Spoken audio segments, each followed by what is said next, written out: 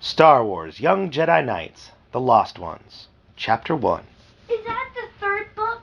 This is the third book, Dean. As the jewel green moon... The fourth. As the jewel green moon of Yavin 4 dwindled behind them in the Millennium Falcon's rear view screen, Jaina Solo gave a happy sigh. Excited to be going back home, Jason? She asked, looking into the liquid brown eyes of her twin brother. Jason ran a long finger through his tousled brown curls.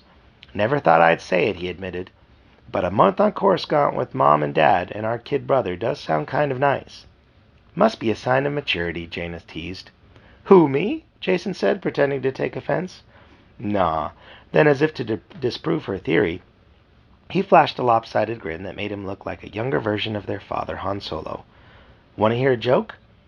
Jaina rolled her eyes and tucked a strand of her straight brown hair behind one ear to keep it away from her face. Don't suppose you take no for an answer. Then, pretending to have a brilliant idea, he snapped her fingers. She snapped her fingers. Say, why don't you go up to the cockpit and tell it to Tenel Ka instead? She knew full well that the young warrior woman, one of their closest friends at the Jedi Academy, had never even smiled, much less laughed at Jason's jokes, though he tried daily to coax a chuckle from her. I want you to be a test audience first, he said. Then I'll go try it on Loey, wherever he is. He's got a pretty good sense of humor for a Wookiee. Shouldn't be too hard to find him, Jaina said. The Falcon's not that big, and you can be pretty sure he's somewhere near a computer. Hey, you're just trying to distract me from telling my joke, Jason said. You ready? Jaina heaved a long-suffering sisterly sigh. All right, what's the joke? Okay, how long does Uncle Luke need to sleep? She gave a puzzled frown. You got me. One Jedi night, he laughed out loud, proud of his joke. That is not funny. That is the stupidest joke. Jaina gave a melodramatic groan. I don't think even Loey will laugh at that one. Jason looked crestfallen. I thought it was one of my best jokes so far. I made it up myself. Then his face brightened. Hey, I wonder if Zek is still hanging around back on Coruscant. He always laughed at my jokes. Jaina smiled at the mention of their mischievous friend, a street urchin who had been taken in and cared for by old Peckham, a man who brought supplies to the Jedi Academy. A couple of years older than the twins, Zek had proven to be a resourceful scamp.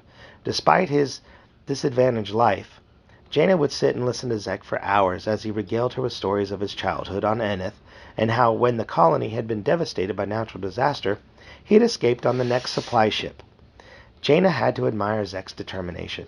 The wild, dark-haired boy never did anything unless he wanted to.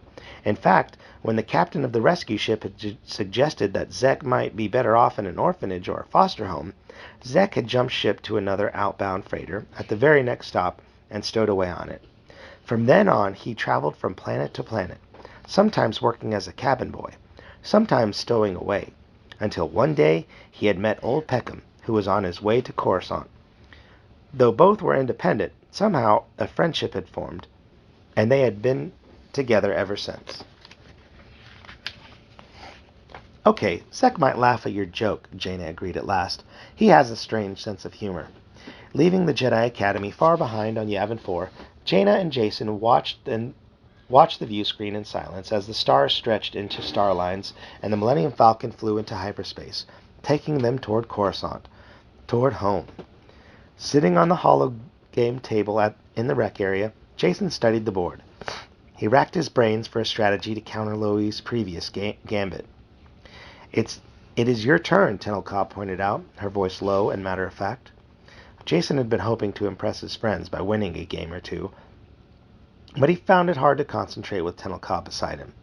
She crossed her bare arms over her reptile skin tunic, watching his every move. Her reddish-gold hair, tamed into numerous braids, dangled wildly around her head and shoulders every time she spoke or shifted position. Across the table, Jaina stood behind Loey and conferred with a ginger-furred Wookiee in a whisper, pointing from one holographic game piece to another. The tiny, wriggling figures on the table seemed impatient for Jason to make his next move. A thin film of perspiration formed on his forehead and upper lip. Jason knew he didn't stand a chance against the computer whiz, especially not while Jaina was helping Loey. We'll be coming out of hyperspace in about 5 standard minutes, Han Solo announced from the cockpit. You kids ready? Hey, Dad, can we try some target practice? Jason leaped up to his feet, glad for the interruption. Finally, something he was good at. Jason loved this game. Their father had devised for them. Whenever he brought them back to Coruscant in the Millennium Falcon, Han let the twins sit in the 2 gunwales. As the ship approached orbit, Jason and Jaina scanned for floating chunks of metal and debris, left over from the space battles that had raged over Coruscant years before. During the overthrow of the Empire, we hardly ever find enough debris for both of us to shoot at, Jaina grumbled. Oh yeah? Jason said, giving her his most challenging smile. You're just worried because last time I hit something and you didn't. I'm sure we're going to find some wreckage to shoot at today. I have a good feeling about this. He shrugged once. But if you're just not up to it... Jaina's eyes narrowed as she accepted his challenge. A smile tugged at one corner of her mouth. What are we waiting for? She said. With that, she dashed towards one of the gunwales, leaving Jason to scramble to the other. Tenelka followed him, while Loie loped after Jaina, eager to help. Behind them, the blurry, monstrous figures of the hologame table hunkered down and waited for somebody to make a move. Jason settled into the overlarge seat of the bottom gunwale. He strapped in and leaned forward to take the laser cannon firing controls. As Tenelka dropped into place beside him, her granite gray eyes narrowed, intent on the weaponry. Watch that screen there, Jason said. Help me get a target. There's plenty of debris left, but it's all pretty small. Even small such wreckage could be deadly to incoming ships, Tenelka said. This is a fact, Jason answered with a grin, echoing his friend's often-used phrase. That's why we clear it out every chance we get. Loud explosions sounded from the other gunwale as Jaina began firing her quad lasers. Jason heard a loud Wookiee roar of encouragement. Hey, how did she target so fast? He said. Honing in, Tenelka said, pointing at glowing lines on the tracking screen. Oh, well, I could fire too, if I was paying attention, Jason said. He swung the 4-barrel weapon into position, then watched the targeting cross move closer and closer. Maybe it was an old shielding plate from a blown-up Star Destroyer or an empty cargo pod dumped by a fleeing smuggler. He tracked in closer. Stay on target, Tenelka said. Stay on target. Fire! Jason reacted instantly, squeezing the firing buttons, and all 4 laser cannons shot focus beams that vaporized the hunk of debris. Yahoo! He yelled. A similar whoop of delight came from the other gunwale. It would appear that Jaina also hit her target, Tenelka said. Don't get cocky, kids, Han shouted good-naturedly from the cockpit. His co-pilot, Chewie, roared agreement. Just making the galaxy safe for peaceful navigation, Dad, Jason called. We're at a tie, Jaina said. We need 1 more shot each. Please, Dad? You twins are always at a tie, Han answered. If I let you keep shooting until one of you scores and the other doesn't, we'll be circling the solar system for years. Come on back up to the cockpit. We're almost home. As the Millennium Falcon settled onto a clear rooftop, Lobaka unbuckled his crash restraints and groaned. Landing on Coruscant had been smooth, and he had enjoyed his time, optimizing the Falcon's computers, but he was anxious to get back into the open air, even city air, as long as he could be high enough off the ground. By the time Loie reached the ship's exit ramp, Jason and Jaina had managed to unfasten their crash webbing too. The twins sped past him down the ramp and into the waiting arms of their mother, Leia Organa Solo, the New Republic's chief of state, stood on the landing platform with her younger son, Anakin Solo, and the golden protocol droid, C-3PO. Loie adjusted his miniaturized translating droid, MTD, at his hip, and made his way down the ramp, watching the close family scene with a certain amount of envy. Dark-haired Anakin hovered beside his 2 older siblings, asking occasional questions, his ice-blue eyes taking in everything. Leia, her long brown hair arranged in intricate coils, looked at all 3 of her children with obvious pride and affection. When Han Solo came out to join the reunion, the family erupted in another joyous burst of kisses and hugs and hair-ruffling. Loie missed his family on Kashyyyk, Jaina said. Thanks for letting us bring our friend home with us for a visit, Mom. Your friends are always welcome here, their mother replied. She stepped forward to greet Loie with a warm smile, then bowed briefly to Tenelka, who had followed him down the ramp. We're very honored to have you all here. Please treat the palace as if it were your own home. Though Loie didn't say a word, MTD spoke up at his waist. chiming in with a delighted voice. Ah, C-3PO, my counterpart, my predecessor, my mentor. I have many things to upload to you. You'll be most distressed to hear about some of the adventures I've had since Chewbacca first delivered me to the Jedi Academy. To be sure, a pleasure to see you again, MTD, 3PO said. I doubt, however, that your tribulations are anything compared to the heavy diplomatic responsibilities I have to bear here on Coruscant. You simply couldn't believe how easily offended some of these Outworld ambassadors can be. As the two droids chattered along in nearly identical voices, Loey rolled his large Wookiee eyes. Chewbacca, having finished the Falcon's shutdown procedures, came out to join his nephew. Just as Loey handed MTD over to C-3PO so the two could reminisce as family for a while, Loey heaved a small sigh, thinking of his homeworld of Kashyyyk, his parents, and his younger sister. His uncle placed a sympathetic hand on his hairy shoulder. Perhaps Chewbacca sensed Loey's homesickness because he immediately launched into a description in Wookiee language of the room he had picked out for his nephew to sleep in, one of the highest rooms in the Imperial Palace. Though Loey would see no treetops from his window, Chewbacca assured him that the heights were indeed breathtaking, which should make him feel comfortable and secure. Chewie had also seen to it that the room was furnished with trees and hammocks and lush green jungle plants. It wasn't as good as visiting home, Chewbacca said, but it was a great place for a vacation. Tenelka stared at the opulent room chosen for her by Leia Organa Solo. The furniture was beautifully carved, and the draperies and bed coverings were of the finest quality. The mattress looked soft and luxurious. It felt like home in the Fountain Palace on Hapes. Tenelka shuddered. She was a princess of Hapes, since her father, the son of the former queen, a powerful matriarch, now ruled the Hapes cluster with his Dothmerian wife. But Tenelka had kept this fact hidden from her friends at the Jedi Academy, preferring instead to follow her mother's heritage from the wild Dathomir. This place was a bit too much like home on Hapes' Central World, and Tenelka was uncomfortable with such amenities right now. Ah, she said. Aha. Striding to the bed, she yanked the covers off and pulled the pad onto the polished stone floor.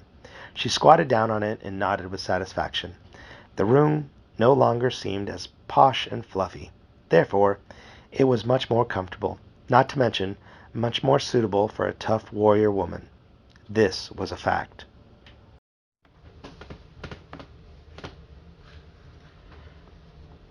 The Lost Ones, Chapter 2. As she tried to sleep, Jaina thought of how different Coruscant was from the thick jungles of Yavin 4. The planet-wide capital city bustled with an intensity and energy that filtered into every aspect of daily life. Unlike the tiny moon, which managed to still itself in the quiet hours before dawn, the New Republic's central world stayed awake all the time. Her brother Jason blinked, his bleary brown eyes, as he joined her in the dining area the next morning. Tenelka and Lobaka had risen early and already at work on their morning meals, greeted the twins as they arrived. The Golden Protocol droid C-3PO hurried about, making sure his guest had a fine eating experience. Loey ate steaming pieces of heated, but still raw, red meat from the gold-etched plate, filled with sculptured loops. 3PO had used the best diplomatic tableware and the choicest garnishes. The Wookiee youth, however, seemed to have trouble avoiding the decorative sprigs and delicate flowers that adorned the bloody meal. Tenelka, using a small dagger to poke at her plate, speared a piece of fruit. Ah, good morning, Mistress Jaina, Master Jason, 3PO said. Such a pleasure to have you home with us again. Jaina glanced at the holographic window that stretched across the wall of the room. Actually an image transmitted from one of the towers elsewhere in the great city, because their mother was the important chief of state. Their family quarters were protected deep within the palace, without any real windows to the outside. Jaina knew that many other diplomats around the city were looking out their own false windows at the same projected image. Thanks, 3PO, Jason said. We've been looking forward to this vacation.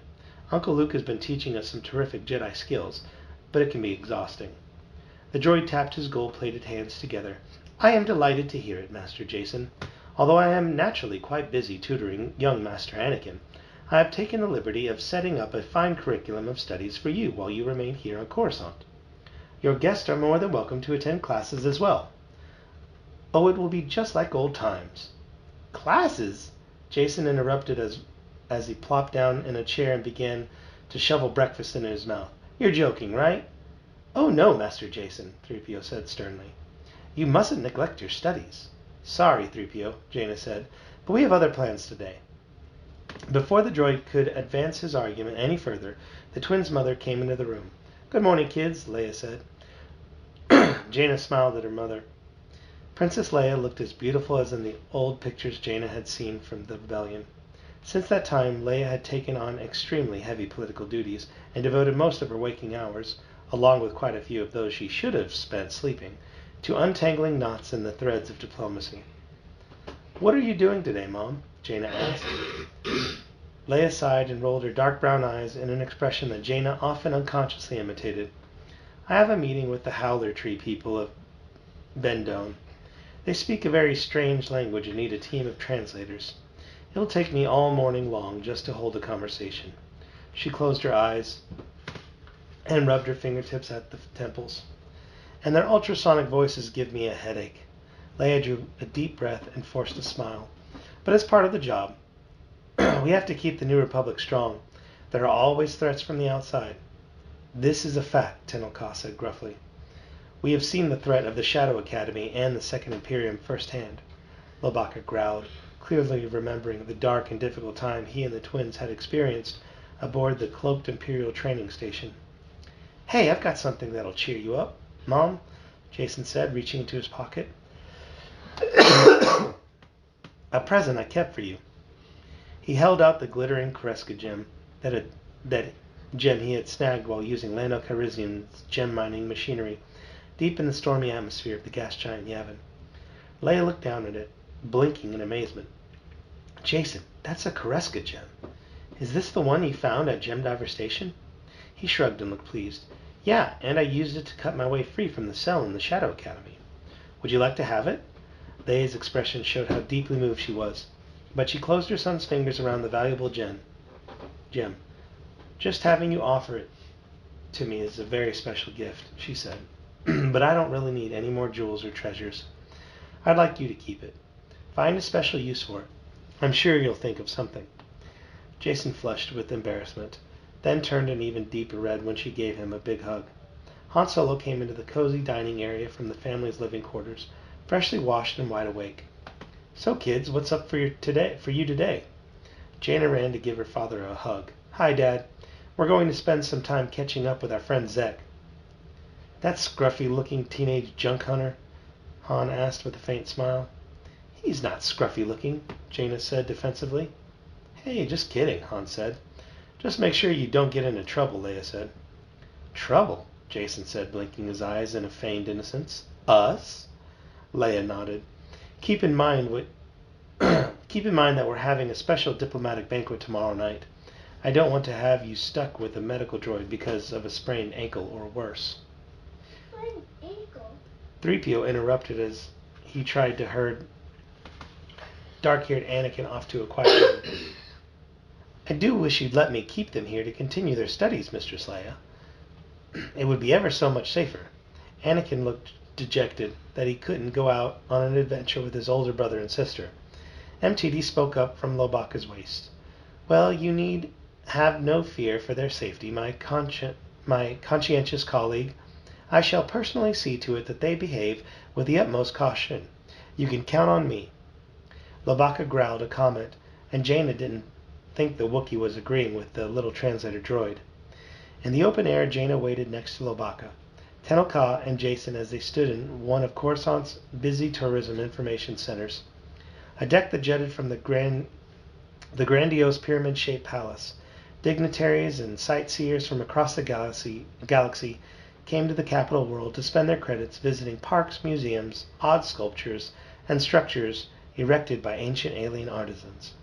A boxy brochure droid floated along on its repulsor lifts, babbling in an enthusiastic, mechanical voice. It cheerfully listed the most wonderful sights to see, recommended eating establishments catering to various biochemistries, and gave instructions on how to arrange tours for all body types, atmosphere requirements, and languages. Jaina fidgeted as she studied the bustling crowd. White-robed ambassadors, busy droids, and exotic creatures leashed to other strange creatures. She couldn't tell which were the masters and which the pets. "So where is he?" Jason said, putting his hands to his hips. His hair was tousled, and his face flushed as he scanned the crowd for a familiar face. The 4 young Jedi Knights stood under a sculpture of a gargoyle that broadcast shuttle arrival times from a speaker mounted in its stone mouth. Gazing up at the cloud-frothed sky, Jaina watched the silvery shapes of shuttles descending from orbit. She tried to amuse herself by identifying the vehicle types as they passed, but all the while she wondered what had delayed their friend Zek. She checked her chronometer again and saw he was only about 2 standard minutes late. She was just anxious to see him. Suddenly, a figure dropped directly in front of her from the gargoyle statue overhead. A wiry youth with shoulder-length hair, one shade lighter than black. He wore a broad grin on his narrow face, and his sparkling green eyes, wide with delight, showed a darker corona surrounding the emerald irises. "Hi, guys!" Jaina gasped, but Tenel Ka reacted with dizzying speed. In the fraction of a second following Zek's landing, the warrior girl whipped out her fiber cord rope and snapped a lasso around him, pulling the strand tight. "Hey!" the boy cried. "Is this the way Jedi Knights greet people?" Jason laughed and slapped Tenel Ka on the back. "Good one," he said. "Tenel Ka, meet our friend Zek." Tenel Ka blinked once. "It is a pleasure." The wiry boy struggled against the restraining cords. "Likewise," he said sheepishly. "Now, if you wouldn't mind untying me." Tenel Ka flicked her wrist to release the fiber cord. While Zek indignantly brushed himself off, Jaina introduced their Wookiee friend Lobaka. Jaina grinned as she watched Zek. Though the older boy had a slight build, he was tough as blaster-proof armor. Under the smudges of dirt and grime on his cheeks, she thought he was probably rather nice-looking. But then, she wasn't one to talk about smudges on the face, was she? Recovering himself, Zek raised his eyebrows and flashed a roguish smile. I've been waiting for you guys," he said. "We've got plenty of stuff to see and do, and I need your help to salvage something." "Where are we headed?" Jason asked. Zek grinned. "Someplace we're not supposed to go, of course." Jaina laughed. "Well then, what are we waiting for?"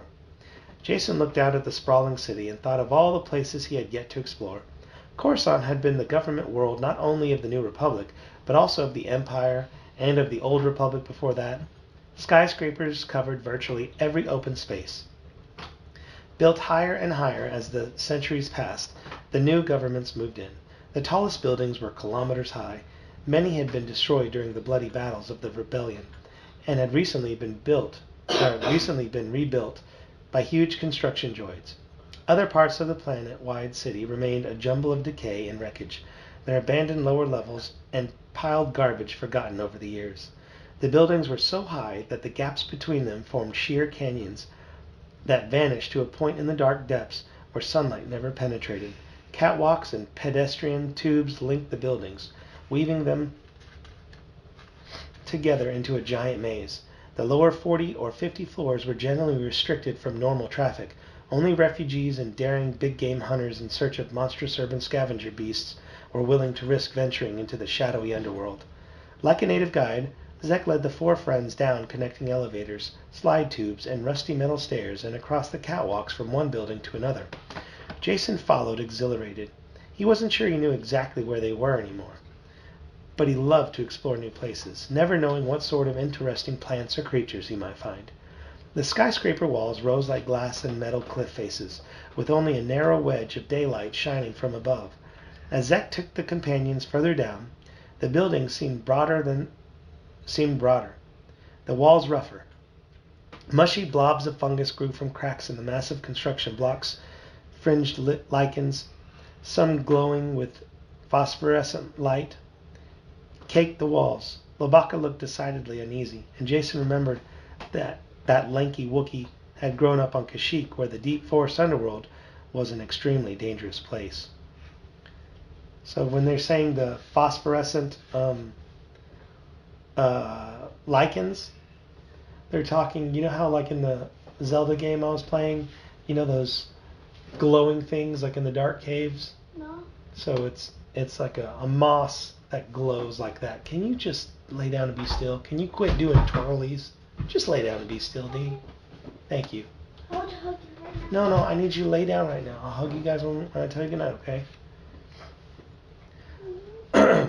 High overhead, Jason could hear the cries of sleek winged creatures, predatory hawkbats that lived in the city of Coruscant. The breeze picked up, carrying with it heavy, warm scents of rotting garbage from far below. His stomach grew queasy, but he pressed on. Zek didn't seem to notice. Tenelka, Loey, and Jaina hurried behind them. They proceeded across the roofed-in walkway, where many of the transparasteel ceiling panels had been smashed out, leaving only a wire reinforcement mesh that whistled in the breezes.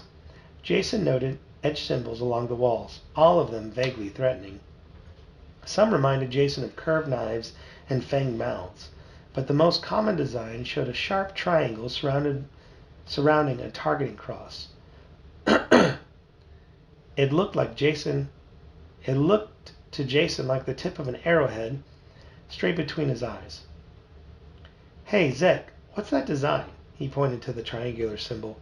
Frowning, Zek glanced around them in all directions and then whispered, "It means we have to be very quiet down here and move as fast as we can. We don't want to go into any of these buildings." "But why not?" Jason asked.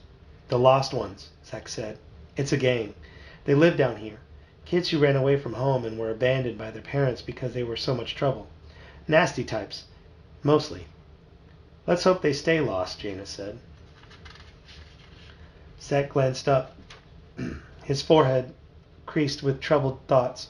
"The Lost Ones might even be looking at us right now. But they've never managed to catch me yet," he said. "It's like a game between us." "How have you managed to get away from them all the time?" Jaina whispered. "I'm just good at it. Like I'm a good scavenger," Zek answered, sounding cocky. "I may not be in training as a Jedi Knight, but I make do with what skills I've got. Just streetwise, I guess. But," he continued, "even though I have kind of an understanding with them, I'd rather not push it, especially not while I'm with twin children of the Chief of State." "This is a fact," Tenelka said grimly. She kept her hands close to her utility belt in case she needed to draw a weapon. Zek quickly ushered them through dilapidated corridors that were heavily decorated with gang symbols. Jason saw signs of recent habitation, wrappers from pre-packaged food, bright metallic spots where salvaged equipment had been torn away from its housings. At last they moved on to deeper levels.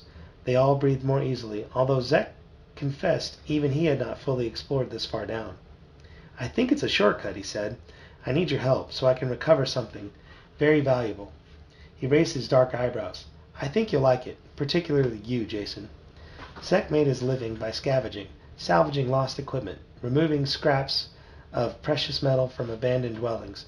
He found lost treasures to sell to inventors, spare parts to repair obsolete machines, trinkets that could be turned into souvenirs.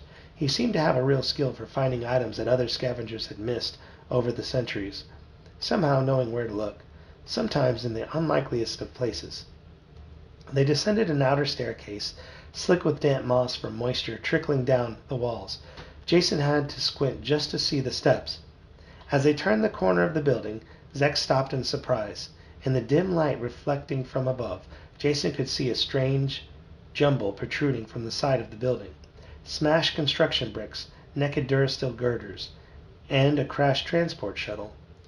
From the dropping algae and fungus growing on its outer hull, the damaged shuttle appeared to have been there a long time. "Wow," Zek said. "I didn't even know this was here." He hurried forward, edging his way along the damaged walkway. "I don't believe it. The salvage hasn't even been picked over. See, I'm lucky again."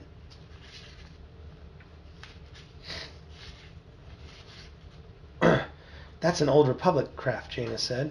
"At least 70 years old. They haven't used those in I can't even remember. What a find." Tenelka and Loey held the creaking ship steady as Zek scrambled inside to look around. He poked into storage compartments looking for valuables. "Plenty of components are still intact. Engine still looks good," he called. "Whoa! Here's the driver. I guess his parking permit ran out." Jason came up behind him to see a tattered skeleton strapped into the cockpit. "Oh, do be careful," MTB said from Lobaka's waist. "Abandoned vehicles can be terribly dangerous, and you might get dirty as well." "Was this what you wished to show us, Zek?" Tenelka said. The older boy stood, bumping his head on a bent girder that ran along the shuttle ceiling. No, this is a new discovery. I'll have to spend a lot more time down here. He grinned. Engine grease smudged his face, and his hands were grimy from digging through compartments. I can get this stuff later. I need your help for something different. Let's go. Zek scrambled out of the shuttle wreckage and grasped the rusted handrail on the rickety walkway. He looked around to get his bearings, making certain he wouldn't forget the location of this prize. The skull of the unlucky pilot stared out at them through the empty eye sockets. Looks like you really do know this place like the back of your hand, Jason commented as Zek led them elsewhere. I've had plenty of practice, Zek said. Some of us don't take regular trips off planet and go to diplomatic functions all the time. I have to amuse myself with what I can find.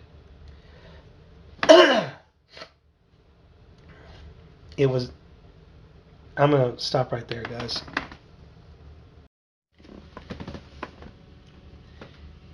It was mid-morning by the time they reached Zek's destination.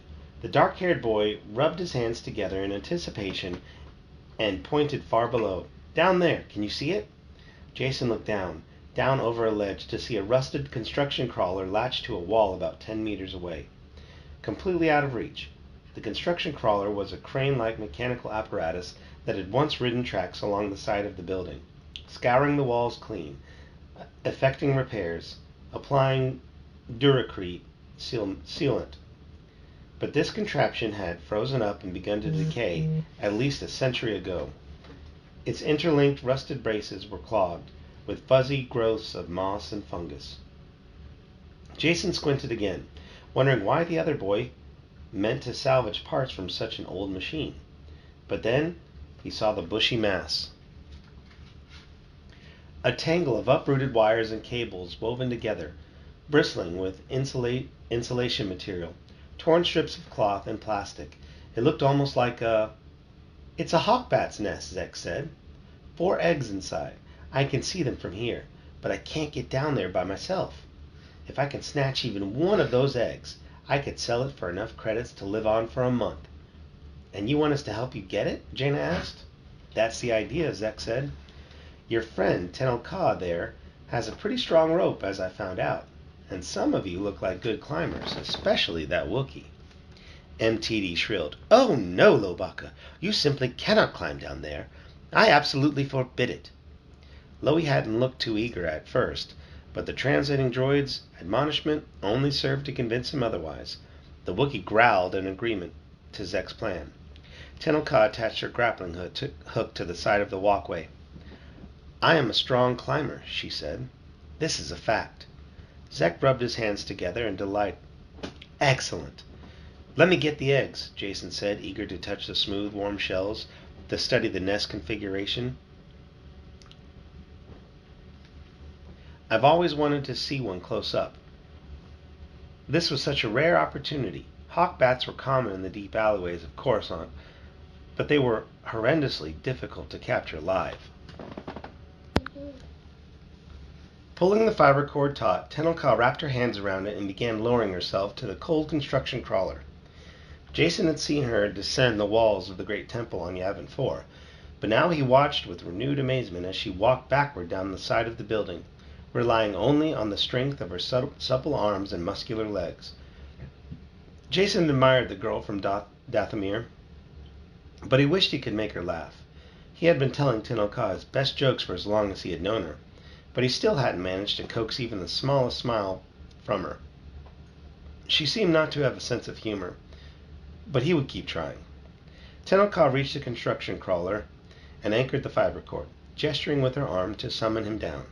Jason wrapped the cord around himself and started down the slick wall, trying to imitate Tenelka. He used the force to keep his balance, nudging his feet when necessary, and soon found himself standing beside Tenelka on the teetering platform. Piece of cake, he panted, brushing his hands together. No, thank you, Tenelka said. I'm not hungry. Jason chuckled, but he knew the warrior girl didn't even realize she had made a joke. Loey slid down the fiber cord with ease, while MTD wailed all the way. Oh, I can't watch. I'd rather switch off my optical sensors. When they all stood on the creaking platform, Jason bent over, straining to reach the tangled nest just below. I'm going to climb down there, he said. I'll pass the eggs up." Before anyone could argue, he dropped between two thin girders holding a crossbar to reach the piping brace that supported the odd nest. The eggs were brown, mottled with green, camouflaged as knobs of masonry covered with pale lichen. Each was about the size of Jason's outspread hand. When he touched the warm shells, the texture was hard and rough, like rock.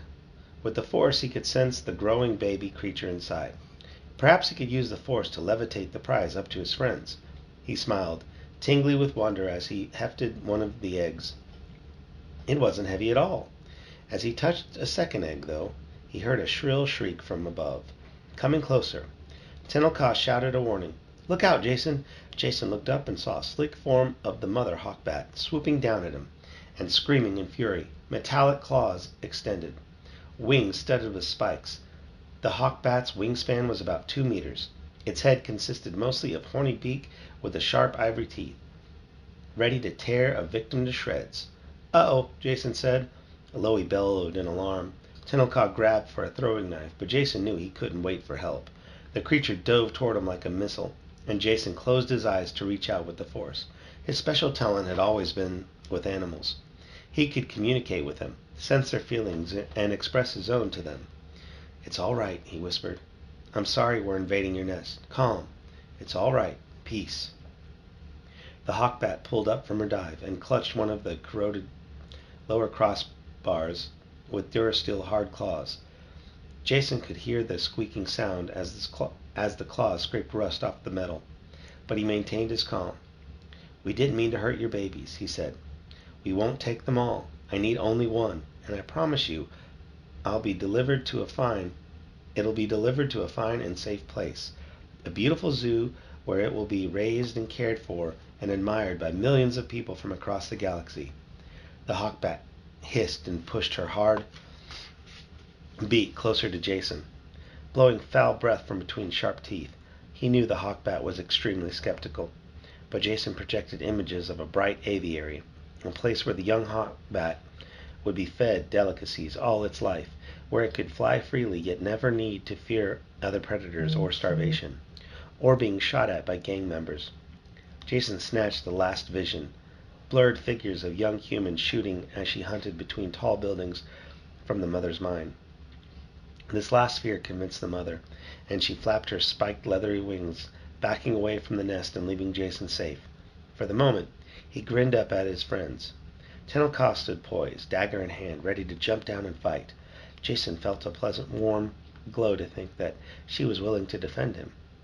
He took the hawk-bat egg he was holding and used the force to carefully levitate it to Jaina's hands. She cradled it, then handed it to Zek. "What did you do?" Zek called. "I made a deal with the hawk-bat," he said. "Let's go."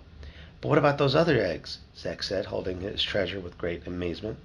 "You only get one," Jason answered. "That was the deal. Now we'd better get out of here, and hurry." He scrambled up to join Loey and Tenelka.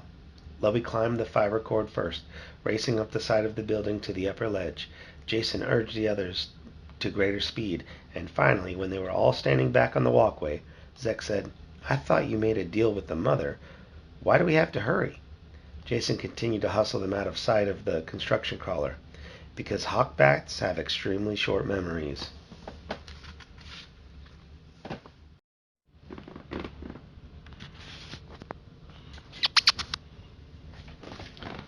The Lost Ones, Chapter 3. As the 5 companions left the hawkbat's nest behind, Jaina stuck close to Zek. She watched the dark-haired boy move instinctively, hurrying through the maze of upper and lower walkways and cross-connecting bridges as he made a beeline back to his living quarters.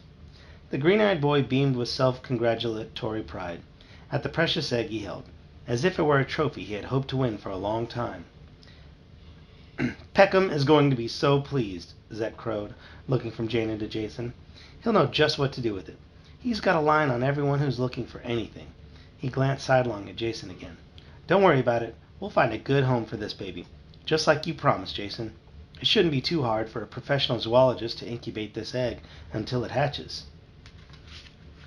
Tenelka cleared her throat and said ominously, "If we bring the egg back intact." Jaina suddenly noticed that they had returned to the abandoned levels emblazoned with gang graffiti, "The Lost Ones." The sharp corners of the cross in a triangle symbol seemed brighter now, as if freshly painted. Jaina wondered if the gang members could have marked their territory afresh in the short time since the young Jedi Knights had passed through. If the gang members kept such a careful eye out for everything, they might have spotted the 5 companions already. Maybe they were watching them from hidden, shadowy corners right now. Tenelka tensed and pulled out a small throwing knife. Looking from side to side, she seemed alert, ready to spring at the first sign of danger. But Jaina didn't feel safe. With her Jedi senses, she felt a tingle down her spine.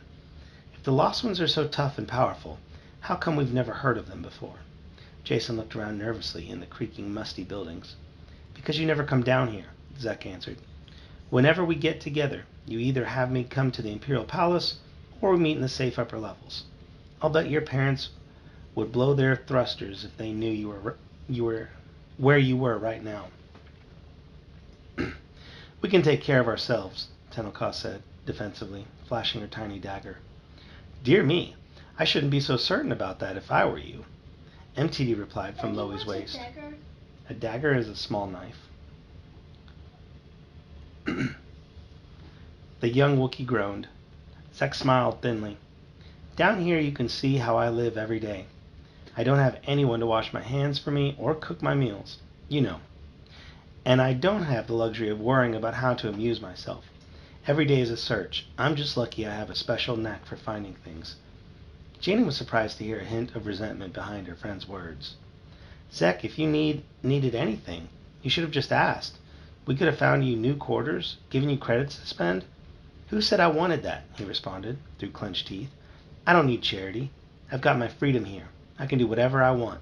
Besides, it's more satisfying to live by my own wits than to be pampered and coddled all the time."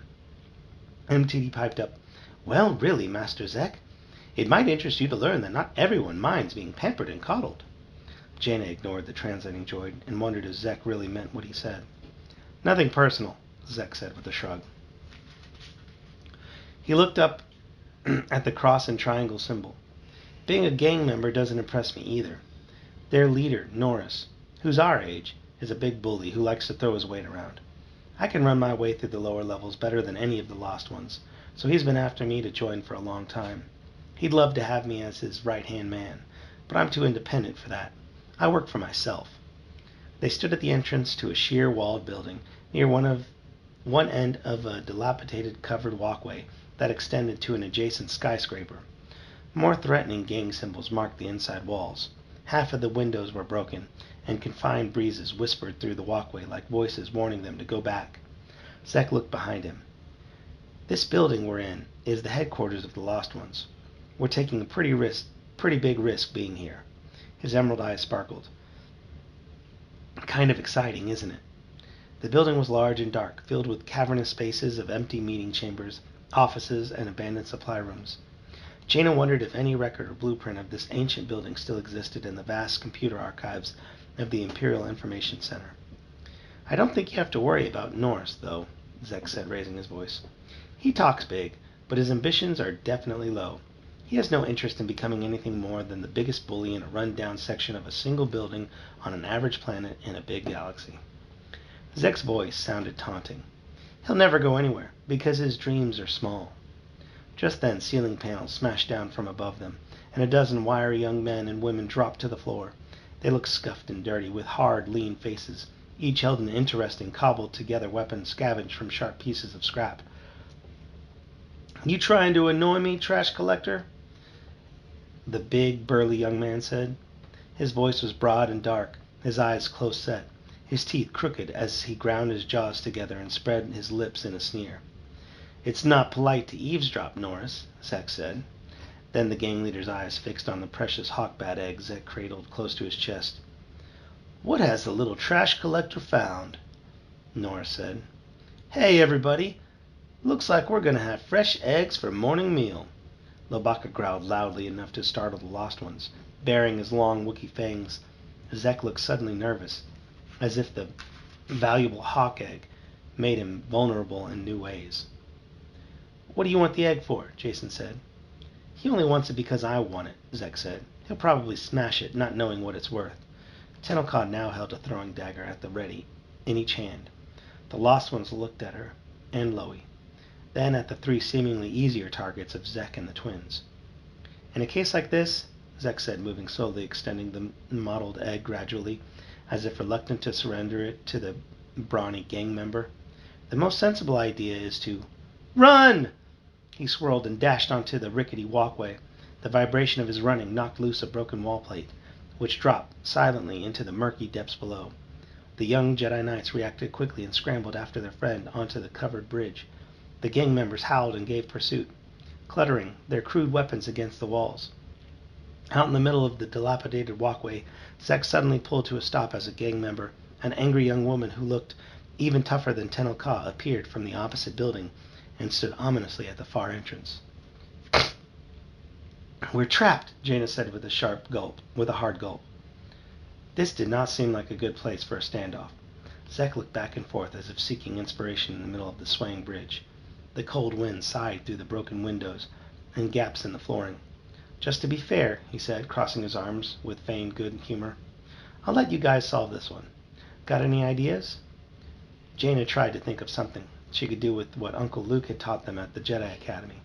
With uninterrupted concentration, she could manipulate objects with the Force. But she couldn't think of any way her fledgling powers would help them escape.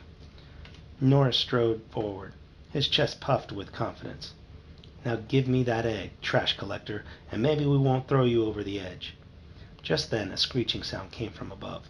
A blood-curdling animal shrieked. A predator's heavy shadows... Blood-curdling animal? A blood-curdling animal shriek. Blood-curdling meaning it's like such a terrifying shriek. To curdle means to become thick and bumpy. Milk curdles when it gets old. It gets these lumps in it where the milk starts to kind of turn to cheese. Ew. Yeah, it's kind of gross. So I was saying the screech was so terrifying that it made the blood curdle. A predator's heavy shadow swept like a dark blanket over the cracked windows of the walkway. With another loud scream, the mother hawk bat struck the side windows, smashing against the wire mesh that barely held the frames in place. She spat and hissed, her sharp beak ripping at the wires, her forked tongue thrashing.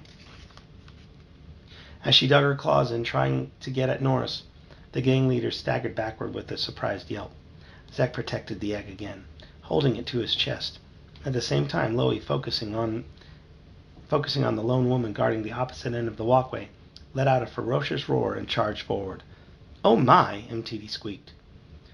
"Would anyone object if I switched off my optical sensors so I don't have to watch?" Distracted by the attacking hawkbat and startled by the snarling, battering ram of Wookiee fur, the gang member backed off and leaped aside. "Well, what are we waiting for?" Jaina cried. Zek ducked low to protect the hawkbat egg as he ran after her. Jason followed them, while Tenelka turned once to threaten the Lost Ones with her own throwing daggers before bringing up the rear. Sprinting along on her muscular legs, seeing them escape, the mother hawkbat shrieked one more time, then flew off, as if satisfied. Zek kept running while Norris yelled after them. "We'll catch you next time, trash collector, do you hear me?" he shouted. "You'll join our gang one way or another." Zek didn't respond as he led the young Jedi Knights through the maze of stairwells, slides, and lifts in the lower levels, climbing up to rickety catwalks, then higher to lighted levels. He was panting, but his flushed face wore a grin of exhilaration. Triumphant, Zek cradled the hawkbat egg close to his body. "I thought you said hawkbats had short-term memories," he gasped. Jason shrugged and looked sheepish. "Aren't you glad I was wrong?" "Yes," Jaina said, "we all are." "Come on," Zek said. "Let's get this egg back home." That's the end of Chapter 3. So it was helping them. Yeah, the hawkbat was helping him. All right, Chapter 4. The Lost Ones, Chapter 4. How? How's Chapter 3 was the Lost Ones? No, the book is called The Lost Ones. Nice. Oh, do the chapters have Young Jedi names? Knights. No, the chapters don't have names. Young Jedi Knights, The Lost Ones. That's what this book's called. But why are you saying that name? Because I'm recording and I want us to know where we are. video. The Lost Ones, Chapter 4. Voraciously hungry after their adventure, the 4 young Jedi Knights followed Zek back to where he made his home. Since much of Coruscant's population had fled the capital world during the devastating battles of the rebellion, many of the medieval apartments had been left empty but still serviceable. People scraped about a decent existence there without being forced to live in squalor far below at the bottom levels. For years, Zek had shared quarters with old Peckham. The thin, gray-haired man had no particular career. He spent his days doing odd jobs such as transporting cargo in his battered ship, the Lightning Rod, or performing whatever duties the New Republic required. Zek and the old supply runner got along well and helped each other as if they were family, providing mutual support, company, and a place to stay. Zek led the companions through dim corridors on the way to his apartment. At the entrance, Jaina saw that Peckham had installed a new messaging center beside the door so that visitors could leave video notes if no one was home. "We can kick back here for a while," Zek said, tucking the hawk-bat egg into the crook of his elbow as his nimble fingers punched in an access code. The metal door slid aside to reveal a paradise of junk. Rooms stacked high with salvaged items, partially restored antiques, and strange gadgets whose original use had long since been forgotten. A small sapphire-feathered bird flittered around inside, but Jaina couldn't tell if the creature was a pet or just some stray that had wandered in to look for nesting materials. A grizzled old man stood up from a rickety table where he had been poring over manifest files on the scuffed datapad. He had lank gray hair, a leathery face, and a broad smile, and he very much needed a shave. "Ah, Zek, you're back." He looked past the teenager. "And you've brought guests. Hello, my young Jedi friends." Zek sealed the door behind them, and Jason immediately began to try and catch the bird. While Tunnel Ka poked around suspiciously in the stacked cases and gadgets, as if attempting to uncover traps, Loie sniffed at a cluttered jumble of electronic equipment. Zek beamed proudly as he held out the mottled hawk-bat egg. "Look at this prize," he said. "How much do you think we can get for it?" Peckham nodded with enthusiasm as he held out his hands to take the egg gently in his grasp. "More than 100 credits, I'd guess. Plenty of zoos and biological establishments are begging for a specimen like this." Jason said sternly, "Just make sure it goes to a good home. I made a promise to its mother." Peckham laughed, shaking his head. "I'll never understand you Jedi Knights, but I don't suppose that'll be too difficult," he said. "In fact, I think I'll even talk to your mother. I heard a rumor that the chief of state was looking for some unusual zoological specimens." Jason blinked his eyes in astonishment. Our mom wanted to collect weird animals? She could have just asked me. Peckham shrugged. "I didn't ask why she wanted it. I think it's for some sort of diplomatic gift. And I think this egg, with the proper incubating apparatus, might just do the trick." Jaina found a place to sit down, perching herself on a stack of recycled blankets that Peckham no doubt intended to sell to some alien merchant. Zek hurried off to prepare a quick lunch. "Last time we saw you, Peckham," Jaina said conversationally, "you were cornered by a jungle monster on Yavin 4. Peckham laughed nervously at the memory. "I haven't been that scared in a dozen years," he said. "Let's hope your jungle moon gets a little more civilized." "Are you making another supply run to the Jedi Academy soon?" Jason asked. "No, I've been assigned to riding the mirrors up in Coruscant orbit," Peckham said. "It's a lonely job, but the pay is good, and somebody's got to do it. Besides, it's relaxing, if you look at it that way." Because so much of the surface of Coruscant was covered by cities, engineers had long ago found ways to make even the cold northern and southern latitudes more habitable. By focusing sunlight from huge orbiting mirrors, they could direct enough warmth to thaw land as far north as the Arctic, so that millions upon millions could live even in Coruscant's less hospitable areas. Jaina understood the engineering difficulties of operating the huge automated mirrors, of making sure that the beams of directed sunlight shone down on appropriate areas. The job was not unlike the ancient task of running a lighthouse on an ocean world, where people worked alone, ready for emergencies that rarely came. Such an austere assignment would provide a good environment for contemplation, Tunnel Ka pointed out. "It does that all right," Peckham said. "I just wish conditions weren't so basic." "What makes the mirror station so uncomfortable?" Jaina asked. "Don't you have entertainment system and food processing unit up there?" Peckham snorted. "According to the design, yes, but they're all malfunctioning. The mirror station were set up long ago, even before the Emperor took over. During the Imperial years, riding the mirror station was a punishment, assigned to stormtroopers who had disobeyed orders. Nowadays, the food prep units, entertainment systems, temperature control systems, even the communication systems all fritz out randomly. No repair tech is willing to go up and give the whole station an overhaul. The New Republic has so much other business that I'm afraid getting spiffy holo video reception for the mirror station just isn't high on anyone's priority list. Jaina pursed her lips and placed her chin in her hands. Those symptoms you described sound familiar, she said. Could be you need a new central multitasking unit. That might fix everything all at once. Peckham switched off his datapad and tucked it into a satchel hanging from the seat. Don't I know it? But those units are expensive and hard to come by. I've requested a new system 5 times, and it's always been turned down. The resources of the New Republic are allocated according to greatest need, he said as if quoting from a report. My comfort isn't a great enough need. He scratched his stubble chin. Oh well, I'll survive. It's a job. Last month I used some of my own credits to get a handheld holo player to take up with me. It'll do. Zek came out of the kitchen area, balancing a stack of self-heating ration cans in his arms. I know where we can get a central multitasking unit. He pressed his chin against the top can in the stack to hold them all in position. Remember that old shuttle we found? Models like that had lots of subsystems. They must have had units to run everything. Sure did, Jaina said, nodding vigorously. Those outdated passenger shuttles all had central multitasking units. They were cumbersome, but they worked.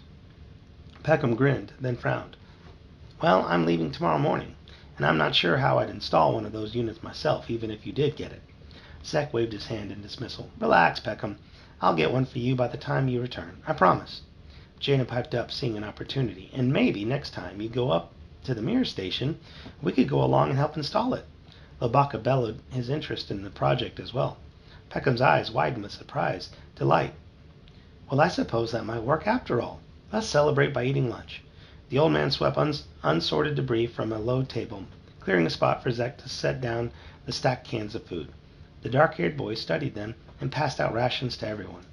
Warm steam curled from the open lids as thermal units heated the contents.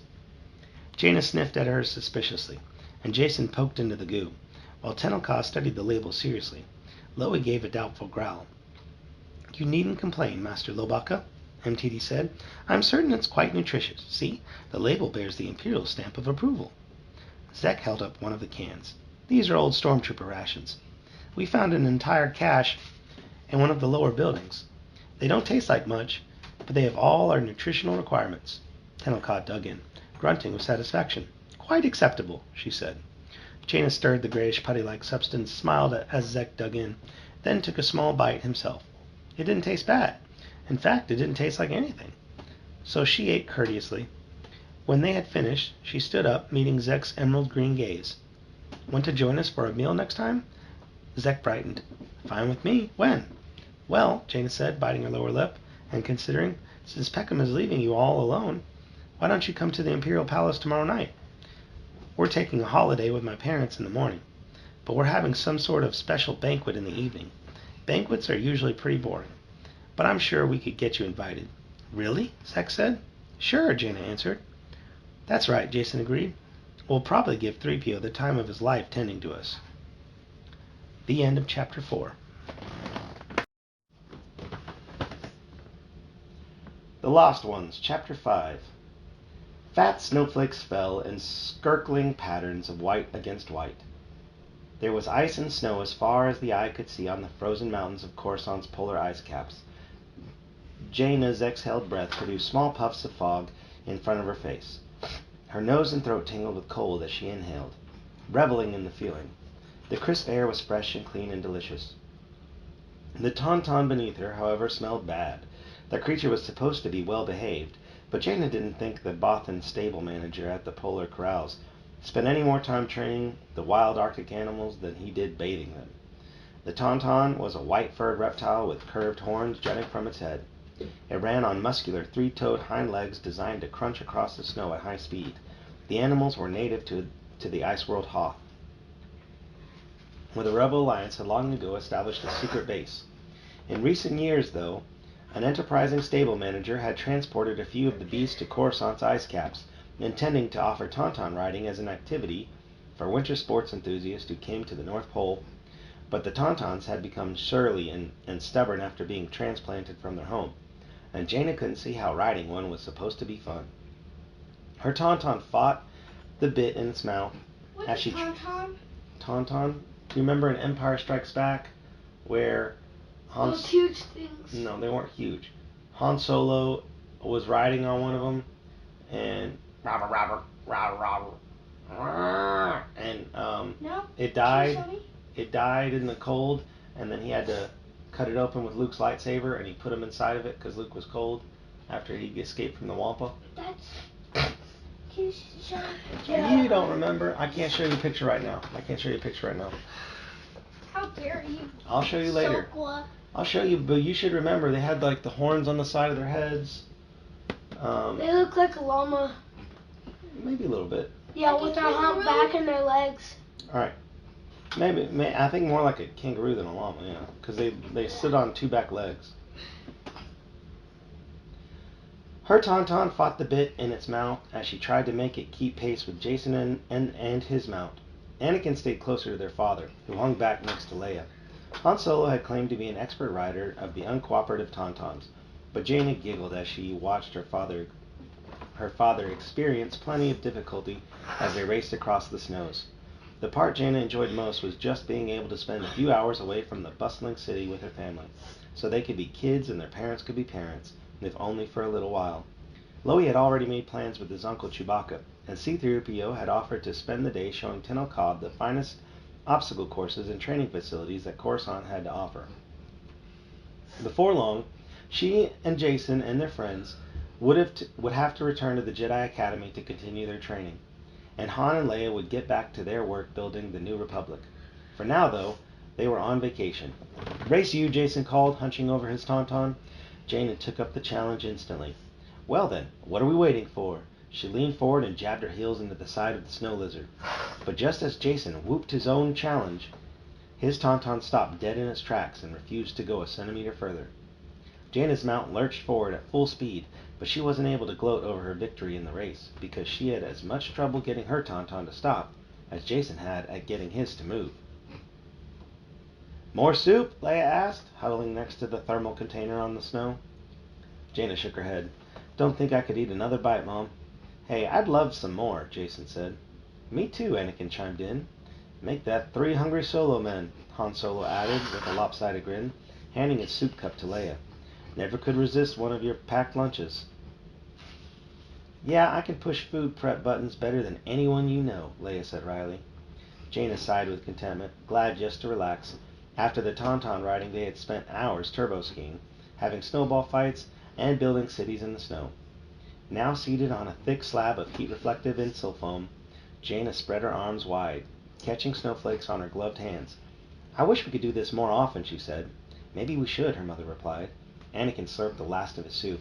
"I'll be coming to the Jedi Academy again soon," he said. "We can have more meals together then." "Oh, that reminds me," Leia said. "Don't forget, I'm hosting a very important banquet tonight for the new ambassador from Karnak Alpha." "Where's Karnak Alpha?" Jason asked. "I don't think I've ever heard of it." "Out beyond the Hapes cluster near the core system," his mother answered. "Aren't there still some Imperial strongholds in the core systems?" asked Jaina. "Sure are," Han Solo replied. "That's why your mother thinks this dinner is so important. You'll have to be on your best behavior." Jason groaned. "If it's so important, how come we have to be there?" Leia smiled warmly. "I'd like you to meet the ambassador. Children play a very special part in the society of Karnak Alpha. They are seen as great treasures that grow richer every day. In Karnak society, the more children you have, the more status and honor you gain. Their government even has a children's council." "Blaster bolts," Jason said. "I almost forgot. We invited Zek over for an evening meal tonight." "Can he come to the banquet too, Mom?" Jaina asked. Leia looked flustered, an expression Jaina did not often see on her mother's face. "Zek? Your young friend from the streets? Aren't you always saying that everyone is valuable no matter what their background is?" Jaina put in, a little defensively. "Yes," Leia said, drawing the word out. Please, if you say yes, I'll even let you braid my hair, Jaina offered hopefully. She glanced at her brothers, looking for support, and saw Anakin's face take on that peculiar measuring look it always did when he was solving a problem. Why are you making that noise, Dean? Because his neck hurts. Please stop making that noise. Can't help it, he says.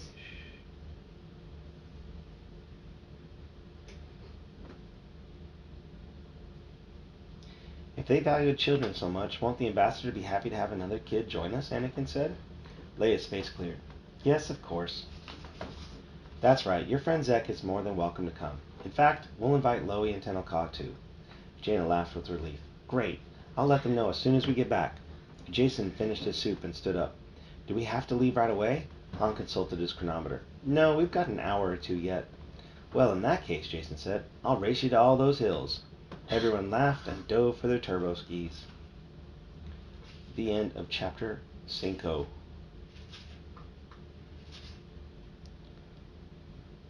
19.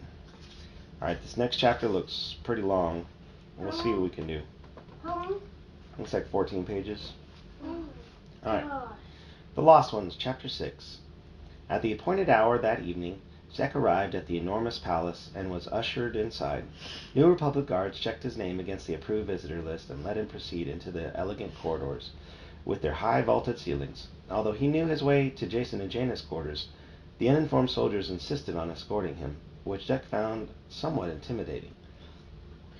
His new formal clothes were stiff and exceedingly uncomfortable, but he knew that this dinner was an important occasion. He silently vowed not to embarrass anyone. He especially didn't want to disappoint the twins.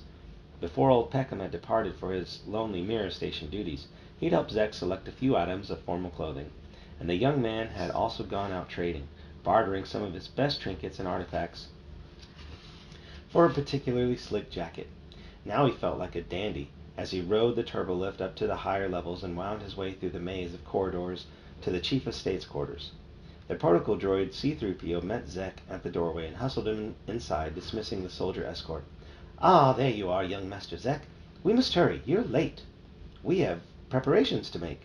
Zek tugged at his uncomfortable formal suit.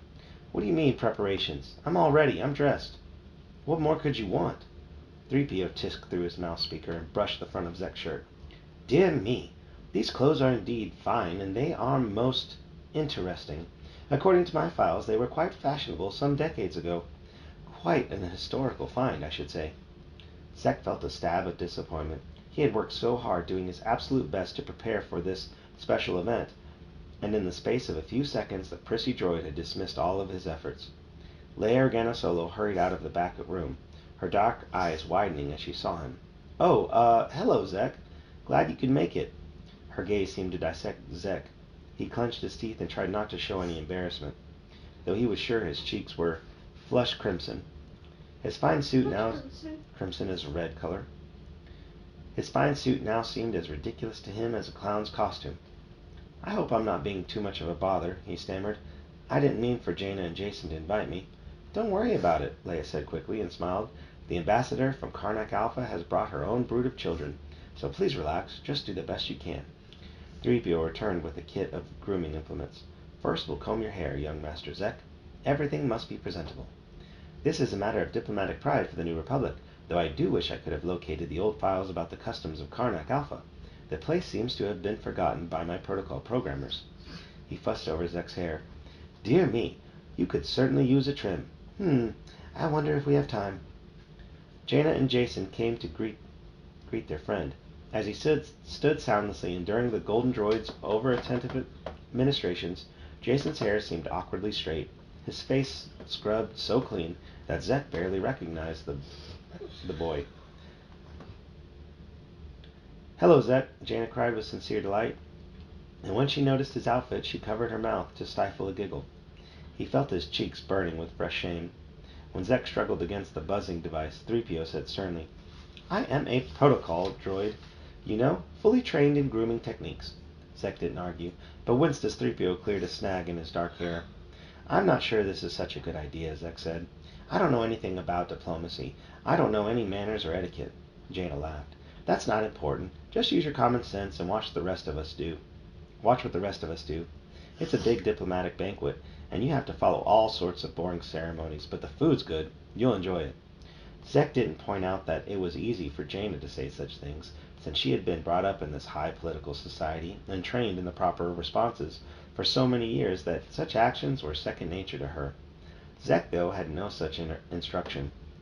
This whole dinner was going to be a disaster. He just knew it. C-3PO finally gave up on his attempts to comb out Zek's hair and shook his gleaming head in exasperation. "Oh dear, I have a bad feeling about this," he sighed. Zek couldn't argue with him. Tenel Ka followed the group as they filed toward the formal dining chamber, conscious of her every movement. This was an important diplomatic function, and she had been well tutored by her harsh grandmother in the plush courts of the Hapes cluster. Tenel Ka was a royal princess, after all, the heir apparent to the entire cluster. But she avoided such nonsense and spent as much time as possible training instead of her mother's austere world of Dathomir.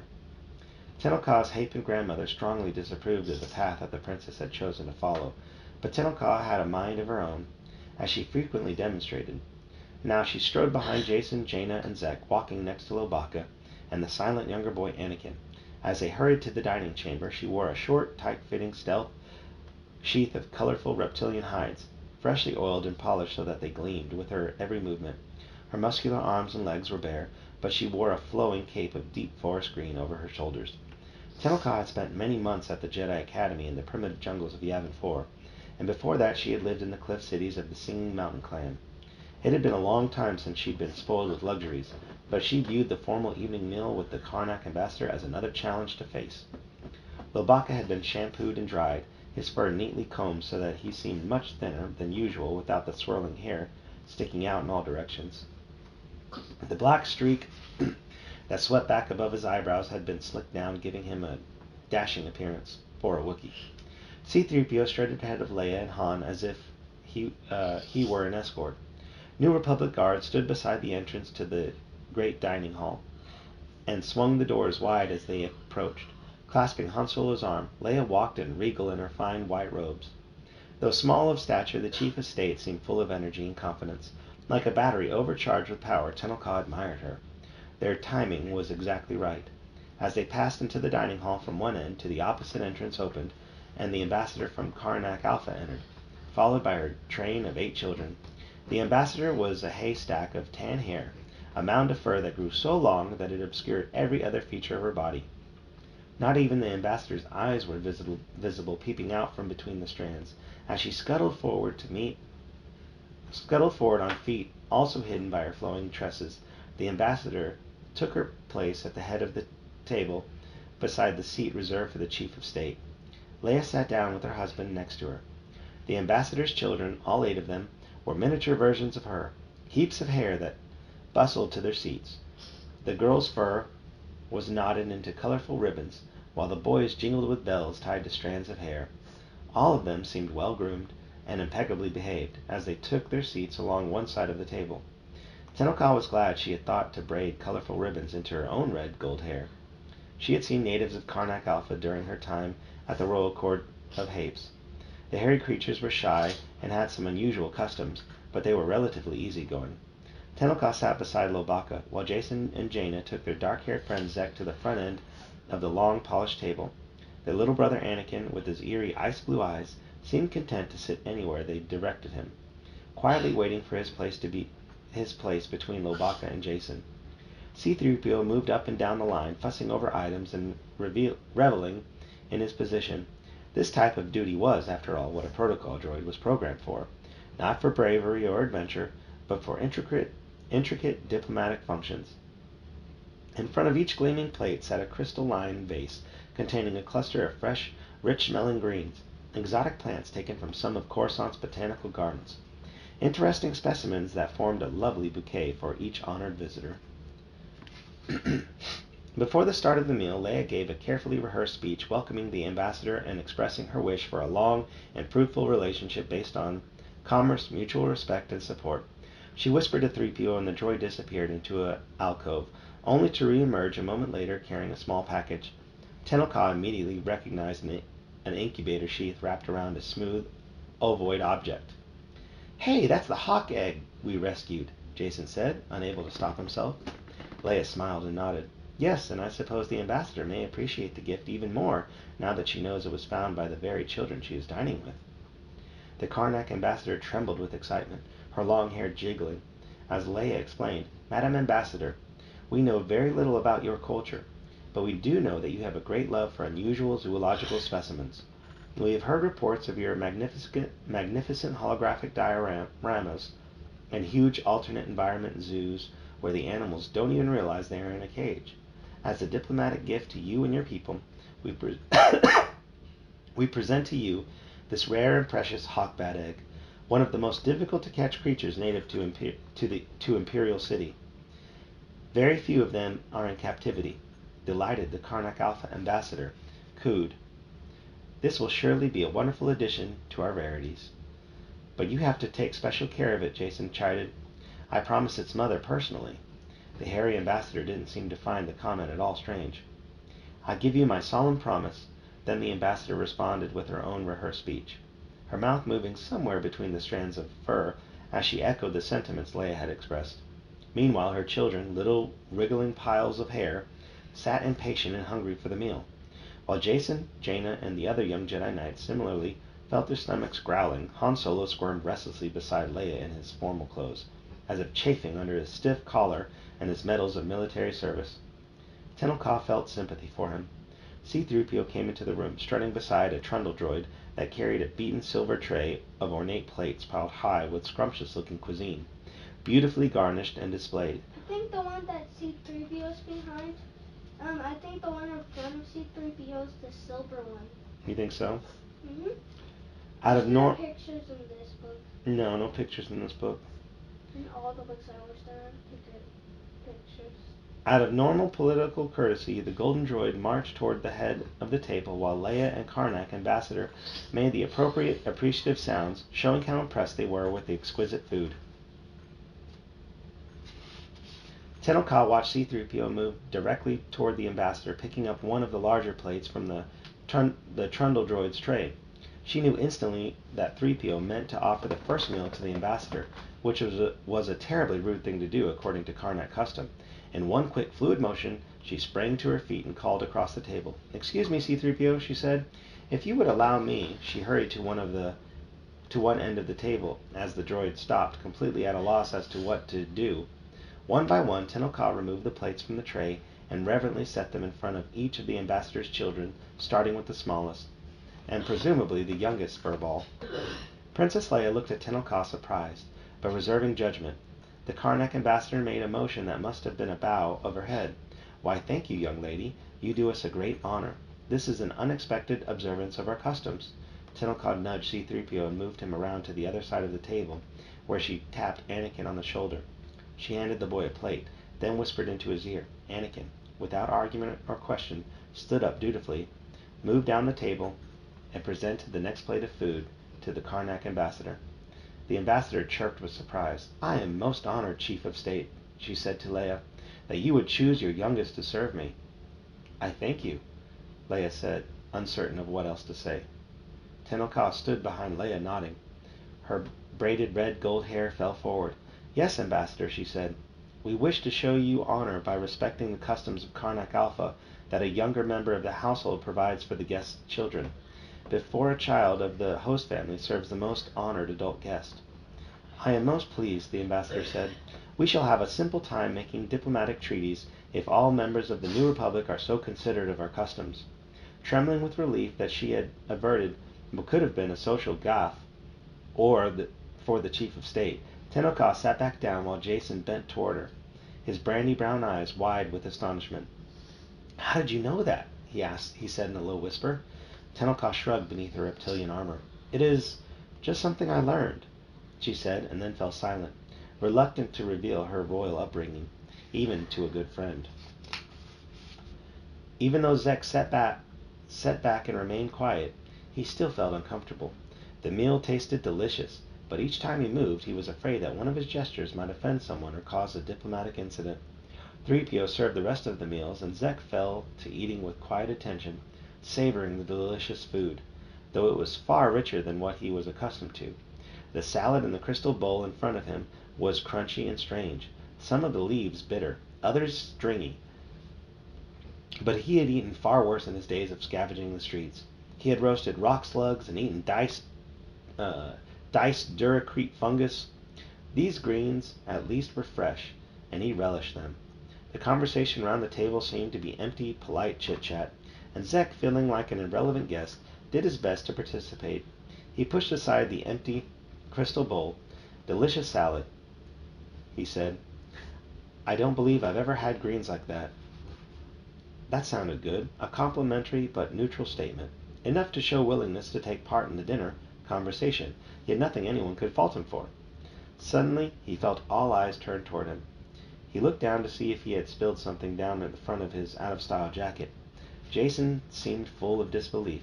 Tinnelkaw made no sign that she had even heard Zek's comment. Jaina nudged Zek with her elbow in a teasing way. "That wasn't a salad," she whispered. "That's the bouquet. You weren't supposed to eat it." Zek listened in horror, but kept his face a careful mask. C-3PO spoke up from behind them. "Now then, Mistress Jaina, many plants are edible, including all of those within the bouquet. I'm certain there's been no harm."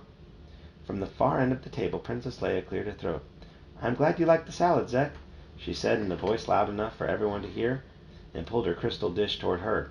She selected a frilly purple-green leaf and stuffed it in her mouth, munching contentedly. Han Solo looked at his wife as if she had gone crazy, then jerked as if he had been kicked under the table. He too began to eat the bouquet. Jaina followed suit, and soon everyone at the table had devoured their salads.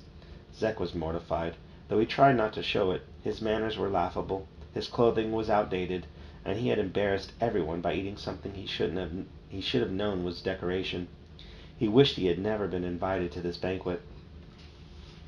He endured the rest of the evening in simmering silence until the Karnak ambassador and her entourage of furball children finally departed, accompanied by the chief of state and her husband. When New Republic escorts came to return them to their rooms, Zek decided to take the first opportunity to escape. "Don't worry about tonight, Zek," Jaina said in an understanding voice. "You're our friend. That's all that matters." Zek felt stung by her comment, by the fact that she had even needed to say such a thing. He didn't belong here. That truth was etched in burning letters in his brain. He should have known better, but he had pretended that he could fit in with such high-class friends. When he slipped out the back door of the main dining hall, fully intending to walk too fast for even the rigid escorts to keep up with him, Jaina tried to stop him. "Wait," she called. "We're still going to meet tomorrow, right? We promised to help you get that central multitasking unit for Peckham." Zek didn't particularly want to go home, but he certainly couldn't stay. He hurried out into the corridors without answering Jaina. The end of Chapter 6.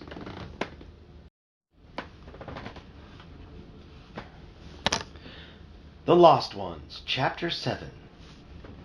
Later that night, the bulk space cruiser Adamant lurched into the Coruscant system, heavily guarded by New Republic warships, the number of assault fighters bristling with turbolaser cannons that clustered around the supply cruiser hinted at the military importance of the cargo it carried.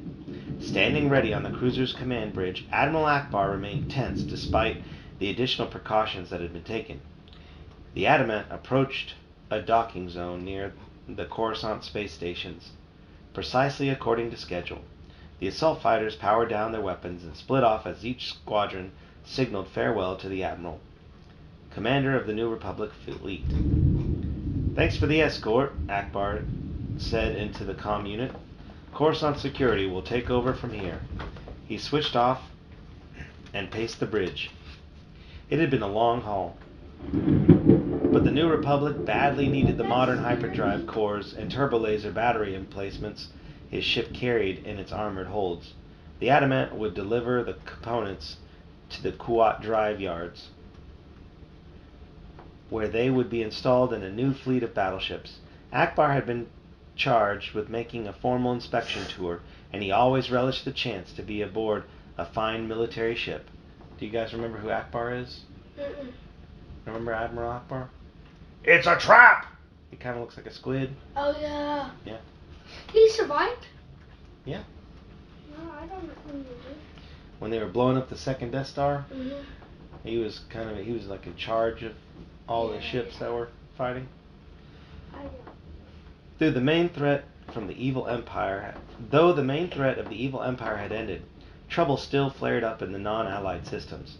The fragile government led by Chief of State Leia Organa Solo had to be ready at all times with a force strong enough to ward off attacks from known or unknown enemies.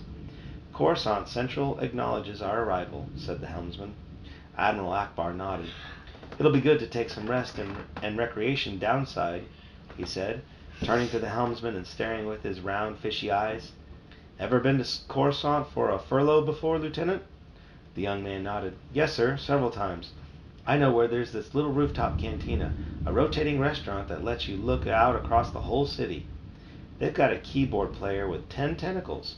Boy, you should hear the music she makes. Admiral Akbar chuckled just as the tactical officer turned from her station. Her normally pale skin flushed as she shouted in alarm. Admiral, an unidentified fleet just appeared off our starboard bow. Range is less than 50 kilometers and closing fast. They appear to be in an attack formation. Akbar whirled to look out the front viewports. Attack formation, he said.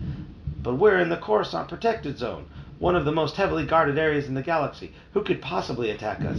He saw the incoming fleet as it soared in like birds of prey, appearing out of nowhere. In the same moment, he felt the stunning blows from their ion cannons, which immediately crippled the Adamant's defensive systems. Battle stations! He cried in his gravelly voice, as another thundering blow slammed into the side of the Adamant. Minor outer hull breach, the operations officer shouted. Loss of pressure. Emergency bulkhead doors have closed. Transit a distress signal, Akbar yelled. Request immediate assistance from Coruscant security now. All weapon systems offline, the tactical officer reported. We can't even fire a shot. Engines are still undamaged, though, almost as if our attackers are trying not to target them. They want to steal this ship, Akbar said, as the cold realization struck him. And its cargo. The communication officer had begun transmission, a distress signal.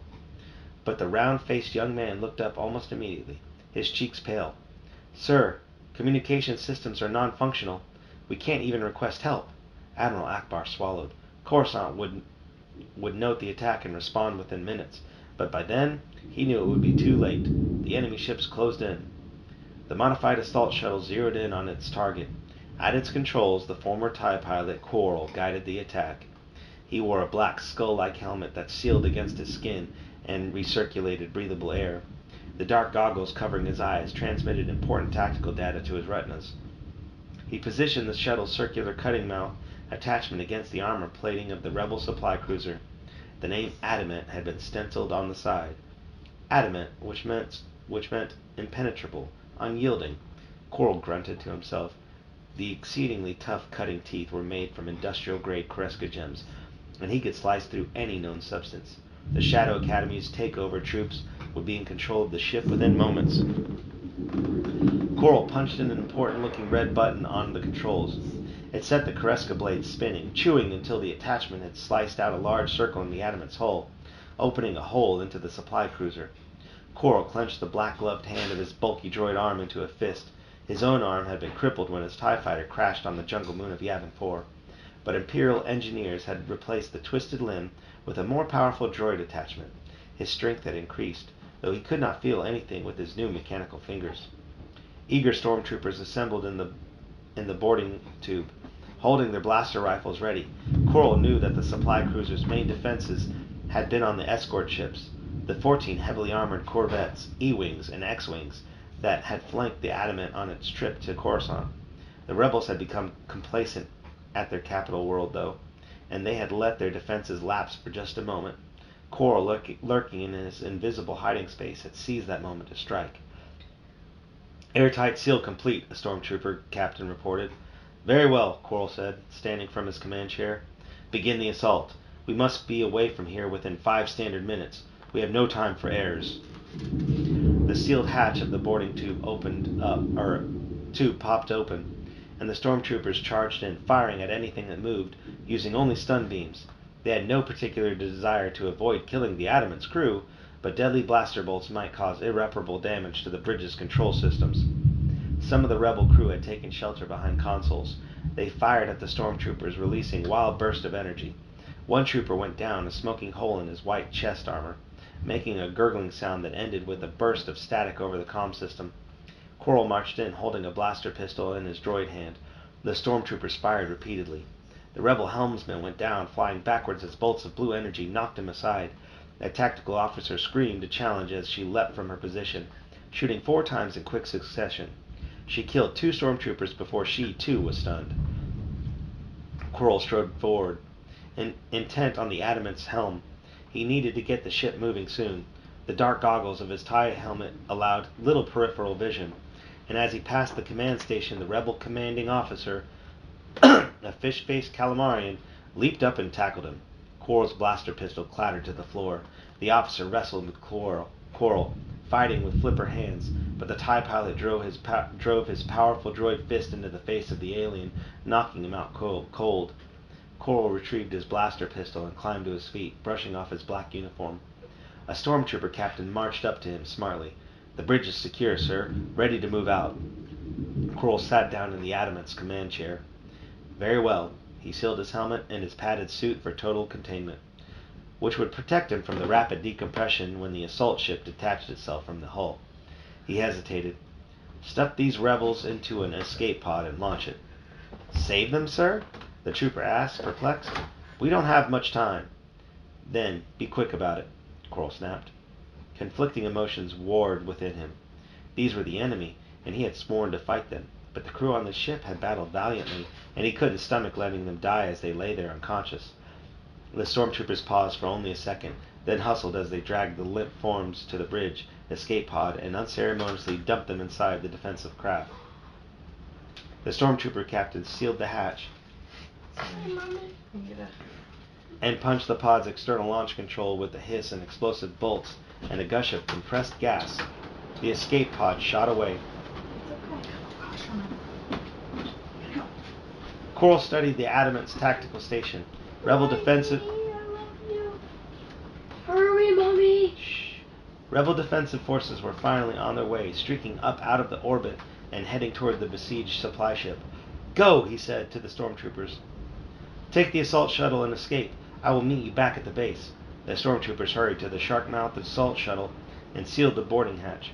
Coral braced himself as the modified ship detached itself, letting the containment atmosphere rush out of the bridge through the gaping hole to space. Secure in his suit, Coral powered up all engines. He fed in pre-programmed coordinates, and the Adamant lurched into motion. As a rebel fleet zoomed in, Coral followed his Imperial ships, carrying with him an incredible treasure that would help the Second Imperium gain its rightful place of military superiority. The base was very close indeed.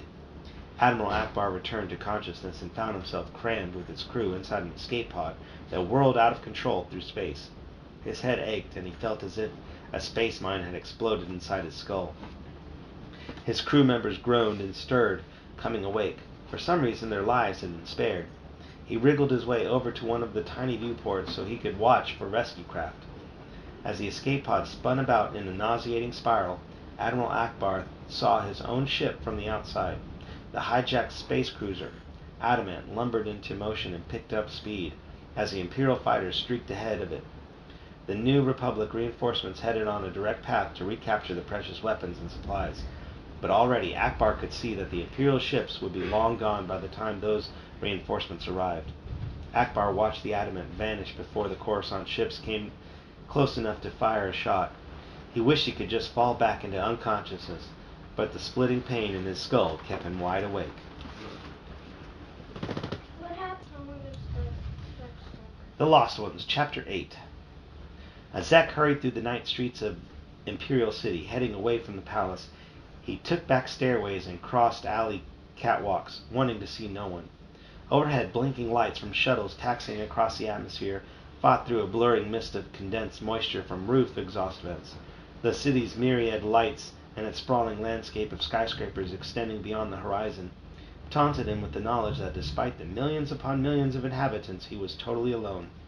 After the evening's miserable escapades, he felt as if a marquee droid was hovering over his head, broadcasting to everyone that Zek was a clumsy fool, an embarrassment to his friends. What had he been thinking? Trying to fit in with important society, mingling with ambassadors and diplomats, making friends? With children of the chief of state?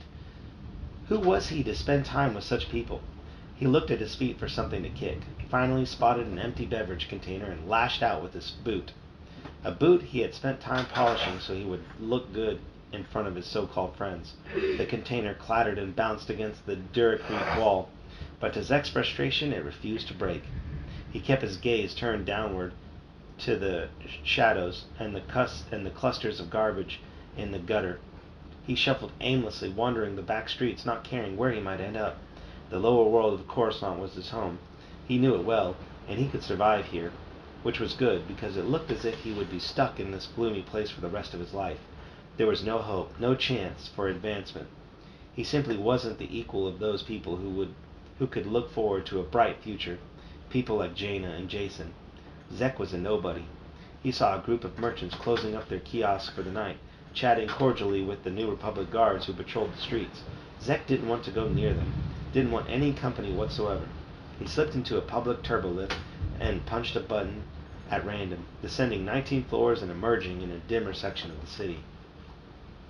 Old Peckham had already gone up to the mirror station on his tour of duty, so even Zek's home would be empty and uninviting. He'd have to spend the night alone, trying to keep amused with games or entertainment systems, but nothing sounded at all interesting.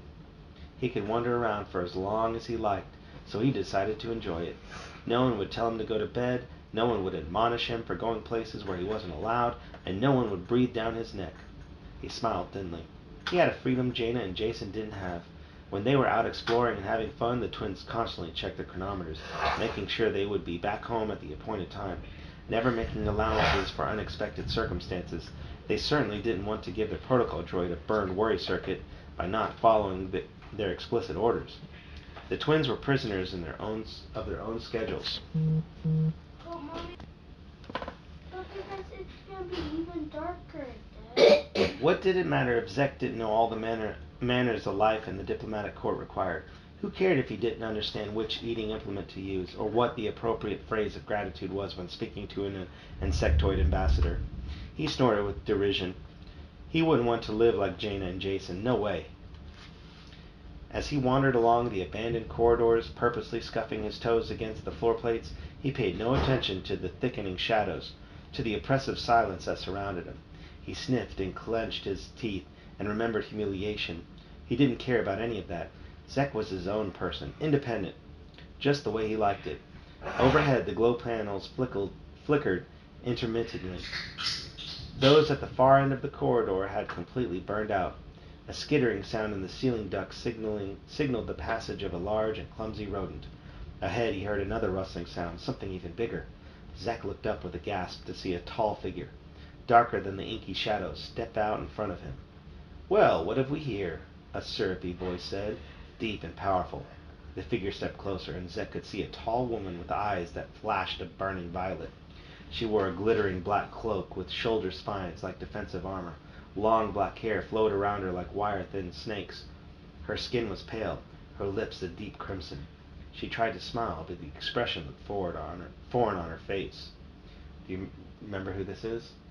The Dark Sister or something like that. The Night Sister, who was one of the leaders of the Shadow Academy. And they want to teach Telecall. Yeah. "Greetings, young sir," she said, her voice oozing persuasion. "I require a moment of your time." When she stepped more fully into the light, Zek noticed that the woman walked with a pronounced limp. Do you remember why she had that limp? No. Tennoka kicked her in the leg and broke her leg. Remember when they were escaping the Shadow Academy? Well, I kind of did. I remember the break leg part. Yeah.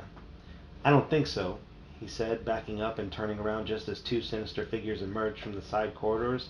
A compact woman with light brown skin and wavy bronze hair, and a shadow-faced young man with dark bushy eyebrows. "Just one moment of your time, boy. Velas and Garowin here will make sure you don't do anything foolish," the dangerous-looking woman said. She limped closer to him. "I am Temeth Kai, and we need to perform a test on you. It won't hurt a bit." Zek thought he detected a tone of disappointment in her voice. The young man, Velas, and the short, bronze-haired woman grabbed him from behind. Instantly, Zek struggled, thrashing and shouting out loud. The strangers didn't seem bothered by how much noise he made. and Zek knew with the sinking certainty that cries for help were not at all uncommon in these abandoned levels, although brave rescuers were. Zek tried to yank his arms free from the claw-like grasp of his captors, but to no avail. Tamith Kai withdrew a strange device from her black folds of her cape, unraveling wires connected to a pair of flat crystalline paddles. She switched on an additional power grid. A high-pitched hum vibrated through the machine case. "Leave me alone!" Zek lashed backward with his foot, hoping to deliver a sharp blow to sensitive shins. "Be careful," Tamith Kai said to her colleagues with a meaningful scowl. "Some of them can be dangerous when they kick." She leaned closer and waved the humming crystal paddles around his body, scanning him. His heart pounding with fear, Zek gritted his teeth and squeezed his emerald eyes shut. To his surprise, he felt no tingling energy, no burning analytical beam slice through his skin. Tamith Kai withdrew, and Garrowin and Velas leaned over Zek's bony shoulders to observe the readings. Still struggling, Zek caught a glimpse of the glowing image, a colorful aura projected in a micro-hologram. Surprising," Tamith Kai said. "Look at the power he has." "Good find," Garrowin agreed. "Quite fortunate." "Not fortunate for me," Zek snapped. "What do you want?" "You'll be coming with us," Tamith Kai said. Her tone was filled with confidence, as she didn't care about his objections. "I'm not going anywhere with you," Zek shouted. "No matter what you found, I won't." "Oh, just stun him," Tamith Kai said impatiently, turning about on her stiff leg and limping back down the shadow-shrouded corridor. "He'll be easier to carry that way." Velas released his grip on the boy's arm, and Zek tried to run, knowing this was his last chance. But arcs of blue fire looped out, engulfing him and slamming him down into unconsciousness. The Lost Ones, Chapter 9. Jaina stared morosely at her brothers. She bit her lip, wondering what their mother would say when she got back from seeing the Karnak Alpha ambassador to her quarters. She hoped Leia wasn't too upset with Zek. Jason paced the living area, muttering to himself. "Blaster bolts," he said with a dramatic gesture. "Can you believe Zek thinking the bouquet was a salad? It's a good thing Tenel Ka was there to head off that other problem. We still probably made a terrible impression on the ambassador." "I don't think it turned out so badly," Anakin said from where he sat on a large cushion near the door. "Mom will handle it. You'll see." Anakin? Anakin's already dead. Anakin's the youngest boy that Leia and Han Solo have. They have Jason and Jaina, they're the twins, and then they have their younger brother, Anakin, named after Darth Vader, their grandfather. Wow. Yeah. Jaina groaned. "Zek probably feels terrible. We'll see him in the morning," Jason said. "When we help him look for that central multitasking unit, we can apologize to him then." The door to their quarters swished open, and Leia walked in wearing a bemused expression. After a moment of anxious silence, all three of her children spoke at once. "I'm sorry, Mom. It's all my fault," Jaina blurted. "Was the ambassador very angry?" Jason asked. "Where's Dad?" Anakin said. The barrage of questions snapped Leia out of her daze. "Nothing to be sorry for, Jaina," she said, giving her daughter a hug. "The ambassador says I've got 3 wonderful children, and they have charming friends." She stooped to smooth back Anakin's straight dark hair. "And to answer your question, your father had begun discussing hyperspace trade routes to Karnak Alpha with the ambassador, and decided to stay for some business that was even more important." Jaina blinked in surprise at this unexpected turn of events and sat down at one end of a long, cushioned repulsor seat. Leia sat down beside her, and Jason settled next to his mother on the other end of the seat. Leia adjusted the repulsor seat's controls to a gentle rocking motion. Anakin dragged his floor cushion over to sit beside them, quiet and attentive. Leia smiled down at her children. The ambassador was certainly impressed by the number of young people we had invited to meet her at dinner. She also said that any adult who was willing to break with her own social traditions to make a child feel more comfortable should have no problem negotiating an alliance with Karnak Alpha. "I'm glad you twins were here with us, rather than at the Jedi Academy." "That's great, Mom," said Jaina, snuggling deeper into the cushions. "I learned something very important about myself tonight," Leia continued. "As your father and I walked the ambassador and her children back to their quarters, I realized that my kids were more important to me than any ambassador. When we got to their quarters, the ambassador said she was ready to discuss her planet's alliance with the New Republic. That's when I amazed even myself. I said I'd be happy to talk with her about it in the morning, but that right now I needed to be with my children. Jaina gave a low whistle. Her mother was always so wrapped up in her duties as chief of state. Such a response seemed inconceivable. You didn't, Leia chuckled. Yes, I did. And you know what she said? She sounded a bit surprised. She said in that case she no longer had any doubts that we could form an alliance. Everything is all set. If everything's all set, why didn't Dad come back with you? Anakin asked. What other important business was there? He offered to stay behind, Leia said, raising her eyebrow. And tell the ambassador's children one of your favorite bedtime stories. Can you guess which one? Jason, Jaina, and Anakin all murmured in unison, The Little Lost Bantha Cub. Then you'll have to tell us the story too, Mom, Anakin said in a sleepy voice. So she did. The end of chapter 9. That was quick. Yep. That was not even like 2 minutes. It was more than 2 minutes. Chapter 10. The Lost Ones. Chapter 10. The next morning, as they found their way through the streets, Jason had an uneasy, prickly feeling at the back of his neck, as if a trail of mermans were crawling along his skin. Something felt wrong, but he couldn't quite put his finger on what it was. Blaster bolts, he muttered. Gosh. You like that? No. Blaster bolts, he muttered. For some reason, they all seemed a bit jumpy today. Jaina had taken the lead, since she was most familiar with the way to Zek's quarters. Jason, on the other hand, always got lost. Tenelkov followed Jaina in silence, her shoulders squared, her back rigid, while Jason and Loie brought up the rear. They trooped through the ancient, cramped alleyways of metal and stone. The lights were too dim in this area, and the air tasted of rusting metal and decay. Even the odors were unfamiliar, and, to Wookiees at least, judging by the wrinkling of Loie's nose, none too pleasant. Here we are, Jaina said, rounding a sharp corner into an even narrower passageway. She stopped at a low doorway and pressed the signal button. The indicator light flashed red, denying them access. Jaina bit her lower lip. That's strange. Zek said yesterday that he'd clear us for access. Perhaps he is more upset than we expected, Tenelkov suggested. Maybe, Jaina agreed, but not likely. Zek doesn't break promises. We've had disagreements before, but... Her voice trailed off. When Lobaka rumbled a comment, MTD translated. Master Lobaka wonders if Master Zek might not simply have stepped out for a morning constitutional, or perhaps he decided to procure comestibles for morning meal. Yeah, that would be better than those stormtrooper rations he gave us last time, Jason pointed out, feeling his stomach gurgle with distaste at the thought. He knew we were coming, Jaina said. He should have been here. Let's wait for a while, Jason suggested, sitting with crossed legs on the floor. He'll probably turn up in a few minutes with some wild story. That would be just like him, Jaina agreed. Jason, knowing his sister was still worried, tried to sound as confident as possible.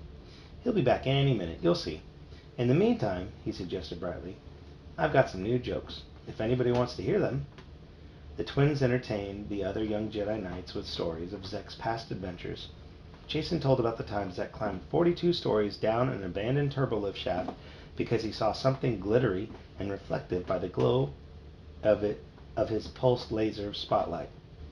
Imagining treasures that grew more and more extravagant with each level he descended, Zek discovered in the end that the shining object was merely a discarded foil wrapping stuck to the ooze dripping along the shaft wall. Jaina shared a story about how Zek reprogrammed a personal translating device for a group of snide reptilian tourists who had shoved him out of line for free samples of the new food product. Zek changed their translator so that every time the reptilian tourists asked for directions to eating establishments or museums, they were instead guided to seedy gambling parlors or garbage reprocessing stations. How simply dreadful, MTD commented. Minutes crept by and became an hour, and still their friend did not return. At last Jaina stood. Something's wrong, she said, biting her lower lip. Zek's not coming. Loie growled and MTD translated.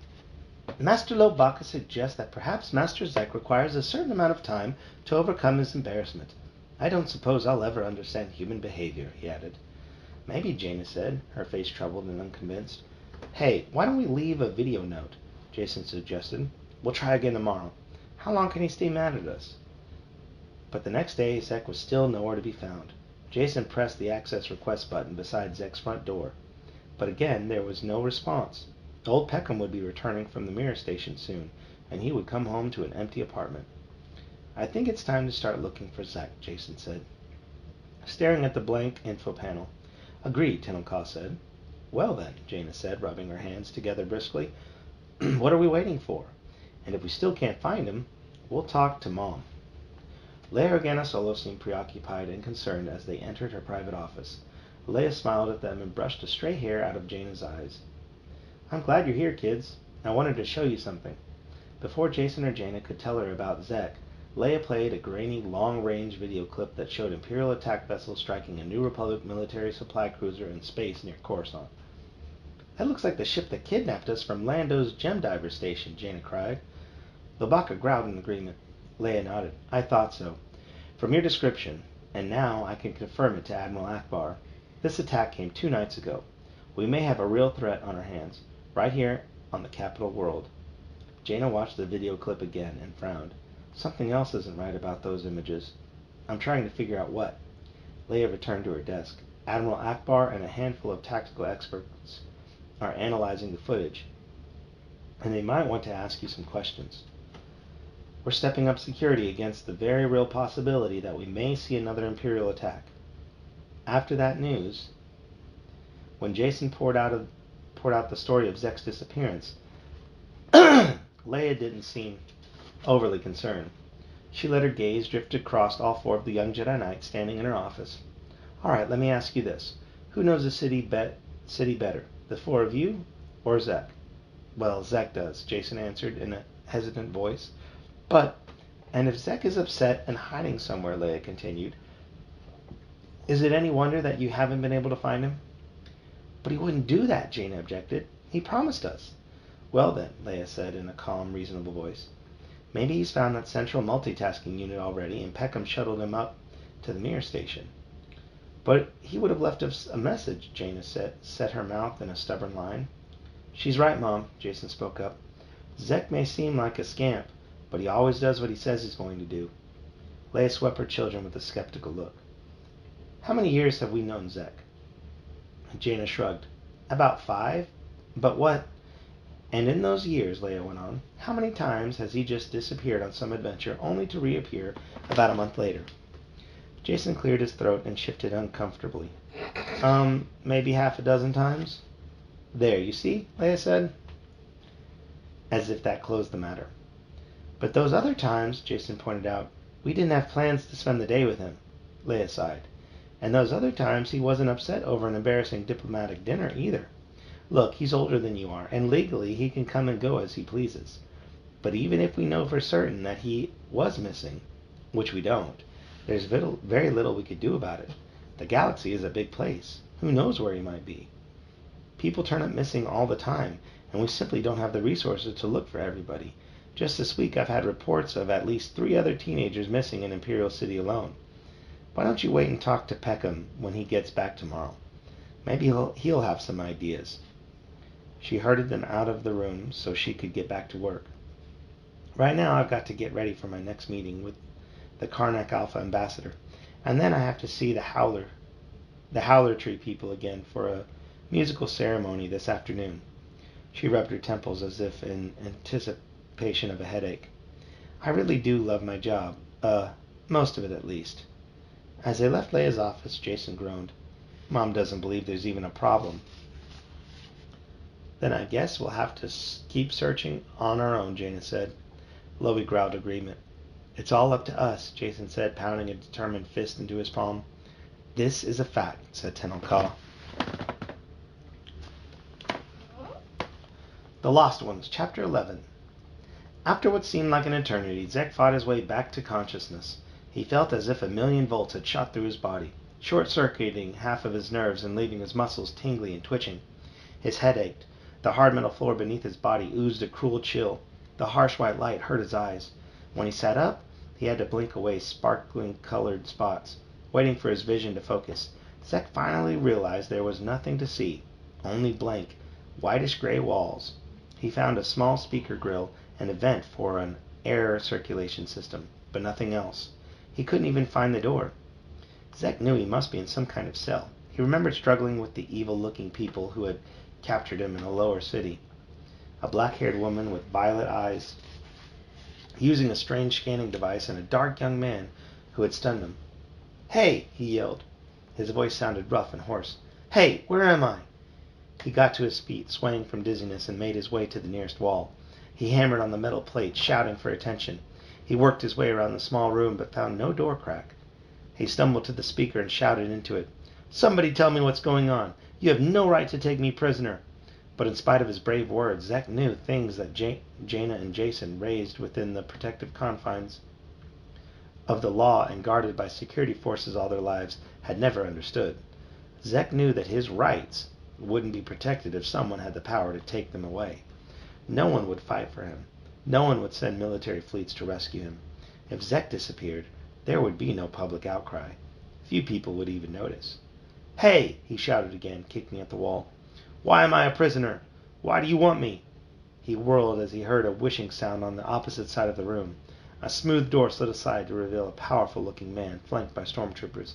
The man was tall and wore silvery robes. His hair was blonde and neat, his face gentle and complacent. His exceedingly handsome features looked as finely made as a sculpture. The man's very presence exuded an aura of peace and calm. "Aren't you overreacting a bit?" the man said. His rich voice hummed with power and charisma. "We came as soon as we realized you were awake. You could have hurt yourself by pounding so hard on the walls." Zek did not allow himself to relax. "I want to know why I'm here," he said. "Let me go. My friends will be looking for me." "No, they won't." The man shook his head. "We have enough information about you to know that. But don't worry." "Don't worry," Zek sputtered. "How can you say—" He stopped short as the man's words struck home. No, his friends wouldn't be looking for him, would they? He doubted Jaina and Jason would want to be seen with him after the debacle of the diplomatic banquet. "What do you mean?" he asked in a subdued voice. The man in the silvery robes gestured to the guards. The stormtroopers waited outside as the man entered the cell alone, sealing the door behind him. "I see they put you in our least extravagant living quarters," he sighed. "We'll find you a more comfortable room as soon as possible."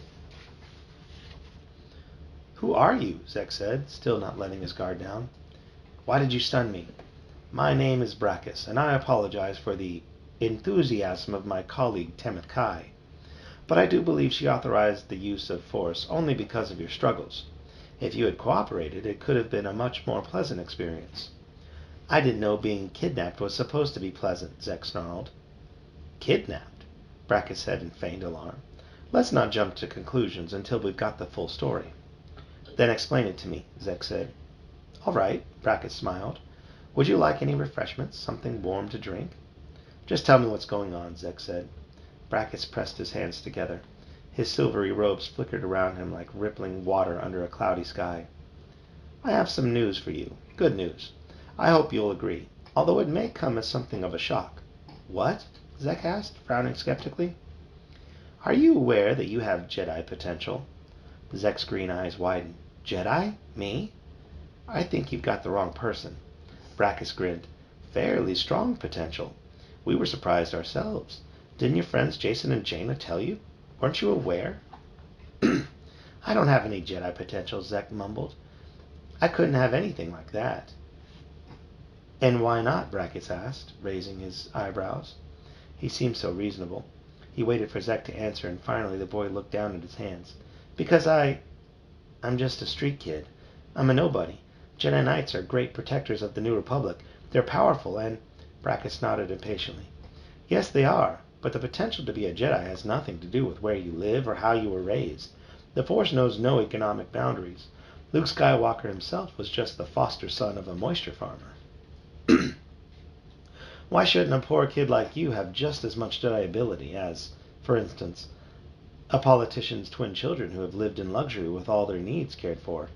In fact, Brackus said in a lower voice, it could be that because your life has been so tough, your true potential as a Jedi has been honed even sharper than the potential of those pampered little brats. They're not brats, Zek retorted. They're my friends. Brackus dismissed his comment with a casual wave. Whatever. How come I never knew about this? How come I never felt anything? Zek asked. He realized suddenly what Tamith Kai had been scanning for with her strange electronic device. Brackus rocked back on his heels. You might not know you had any force talent if no one ever trained you. It's a simple enough thing to measure, though. If Jason and Jaina were such close friends, I'm shocked to think that they never bothered to test you. Isn't it true that Master Skywalker is desperately on the lookout for more Jedi Knights? Zek nodded uncomfortably. Well, if that's so, Brackus continued, why didn't they test everyone around them? Why would they just dismiss you out of hand, Zek? I think they've shortchanged you. They probably never imagined that a street kid, a low-born scamp, would be worthy of Jedi training, no matter what his innate potential. That isn't it, Zek muttered, but his words carried no strength. Have it your way, Brackus shrugged. Zek looked away, though the featureless walls of the cell gave him nothing else to stare at.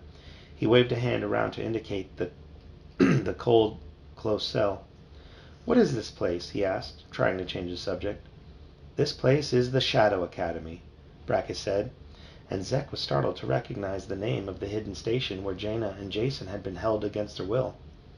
I am in charge of training new Jedi for the Second Imperium. I use different methods than Master Skywalker follows at his Yavin 4 training center. Brackus frowned sympathetically. But then you wouldn't know, would you? Your friends never took you there. His voice turned up in a question. Did they? Even for a visit? Zek shook his head.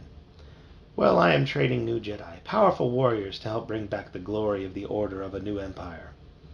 The Rebel Alliance is a criminal movement. You wouldn't understand that, because you're too young to remember what it was like under Emperor Palpatine. I hate the Empire, Zek said. No, you don't, Brackus assured him. Your friends have told you to hate the Empire, but you never witnessed any of it firsthand. You only seen their version of history. You realize, of course, that whichever government is in charge always makes the defeated enemy look like a monster. I will tell you the truth. The Empire had very little political chaos. Every person had opportunities. There were no gangs running wild through the streets of Coruscant. Everyone had a task to do, and they did it willingly. Besides, what does galactic politics have to do with you, young Zek? Have you ever been concerned with such things? Would your life really change if the chief of state were replaced by a different politician in a different empire? If you work with us, on the other hand, your life could be much improved. Zek shook his head, clamping his teeth together.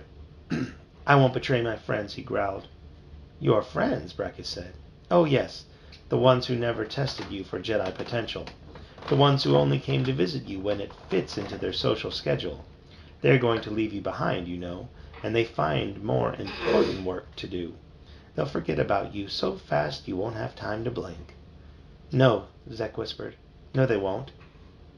Tell me, what does the future hold for you? Brackus continued, his voice persuasive. Certainly you've made friends that move in rich and important circles, but will you ever be a part of that? Be honest with yourself. Zek didn't answer, though he knew the truth deep in his heart. You'll be scavenging for the rest of your years, selling trinkets to earn enough credits for your next meal. Do you really have any chance for power or glory or importance of your own? Again, Zek refused to answer. Brackus leaned forward, his beautifully chiseled features radiating kindness and concern.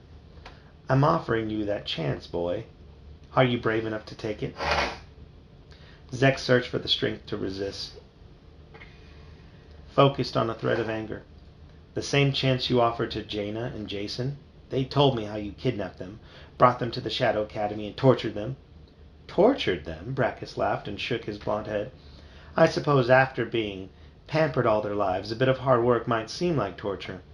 I offered to train them to become powerful Jedi. I admit it was a mistake. We wanted young Jedi Knights to train, but the candidates we invited were too high profile. The risk was greater than we had anticipated, and it called too much attention to our academy. So I decided to change my plan. As I told you, the Force moves as strongly within the less fortunate as in those who are rich and powerful. Your social status doesn't concern me in the least, Zek. Only your talent and your willingness to develop it. Tamith Kai and I have decided to search among the lower levels of society for people whose potential is just as great as in those among the higher levels, and yet whose disappearance won't cause such a stir. People with incentive to work with us. Zek scowled, but Brackus' eyes blazed. If you join us, I guarantee you the name of Zek will never be ignored or forgotten. The cell door opened again, and a stormtrooper held out a tray with steaming beverages and delicious-looking pastries. "Let's have a snack while we keep talking," Brackus said. "I trust most of your questions have been answered, but feel free to ask anything else you wish." Zek realized that he was voraciously hungry, and he took 3 of the pastries, licking his lips as he ate them. He had never tasted anything so wonderful in his life. The implications of Brackus's words terrified him, but the questions about his future bubbled to the surface again and again in his mind. Although Zek didn't want to admit it, he could not shake the feeling that Brackus and his promises made a lot of sense. As Brackus sealed the door behind him on his way out, he turned to the stormtrooper guards in the hall. "See that the boy gets a nicer room," he said. "I don't think we'll have much trouble with him." The master of the Shadow Academy glided down the corridor as the old TIE pilot marched up to report. Quarrel was still in his black armored suit and cradled his skull-like helmet in his powerful droid arm. "The captured rebel cruiser Adamant is now enclosed within our shields, Lord Brackus," he said. "Its weaponry is being offloaded even as we speak." Brackus smiled broadly. "Excellent. Was it as big a shipment as we expected?" Quarrel nodded. "Affirmative, sir. The hyperdrive cores and turbolaser batteries will enable us to virtually double the Second Imperium's military strength. It was a wise move to strike now." Brackus folded his hands together, letting his flowing silvery sleeves swallow them up. "Most excellent. Everything is proceeding as planned. I will report to our great leader and tell him the good news. Before long, the Empire will shine again, and these rebels can do nothing to prevent it."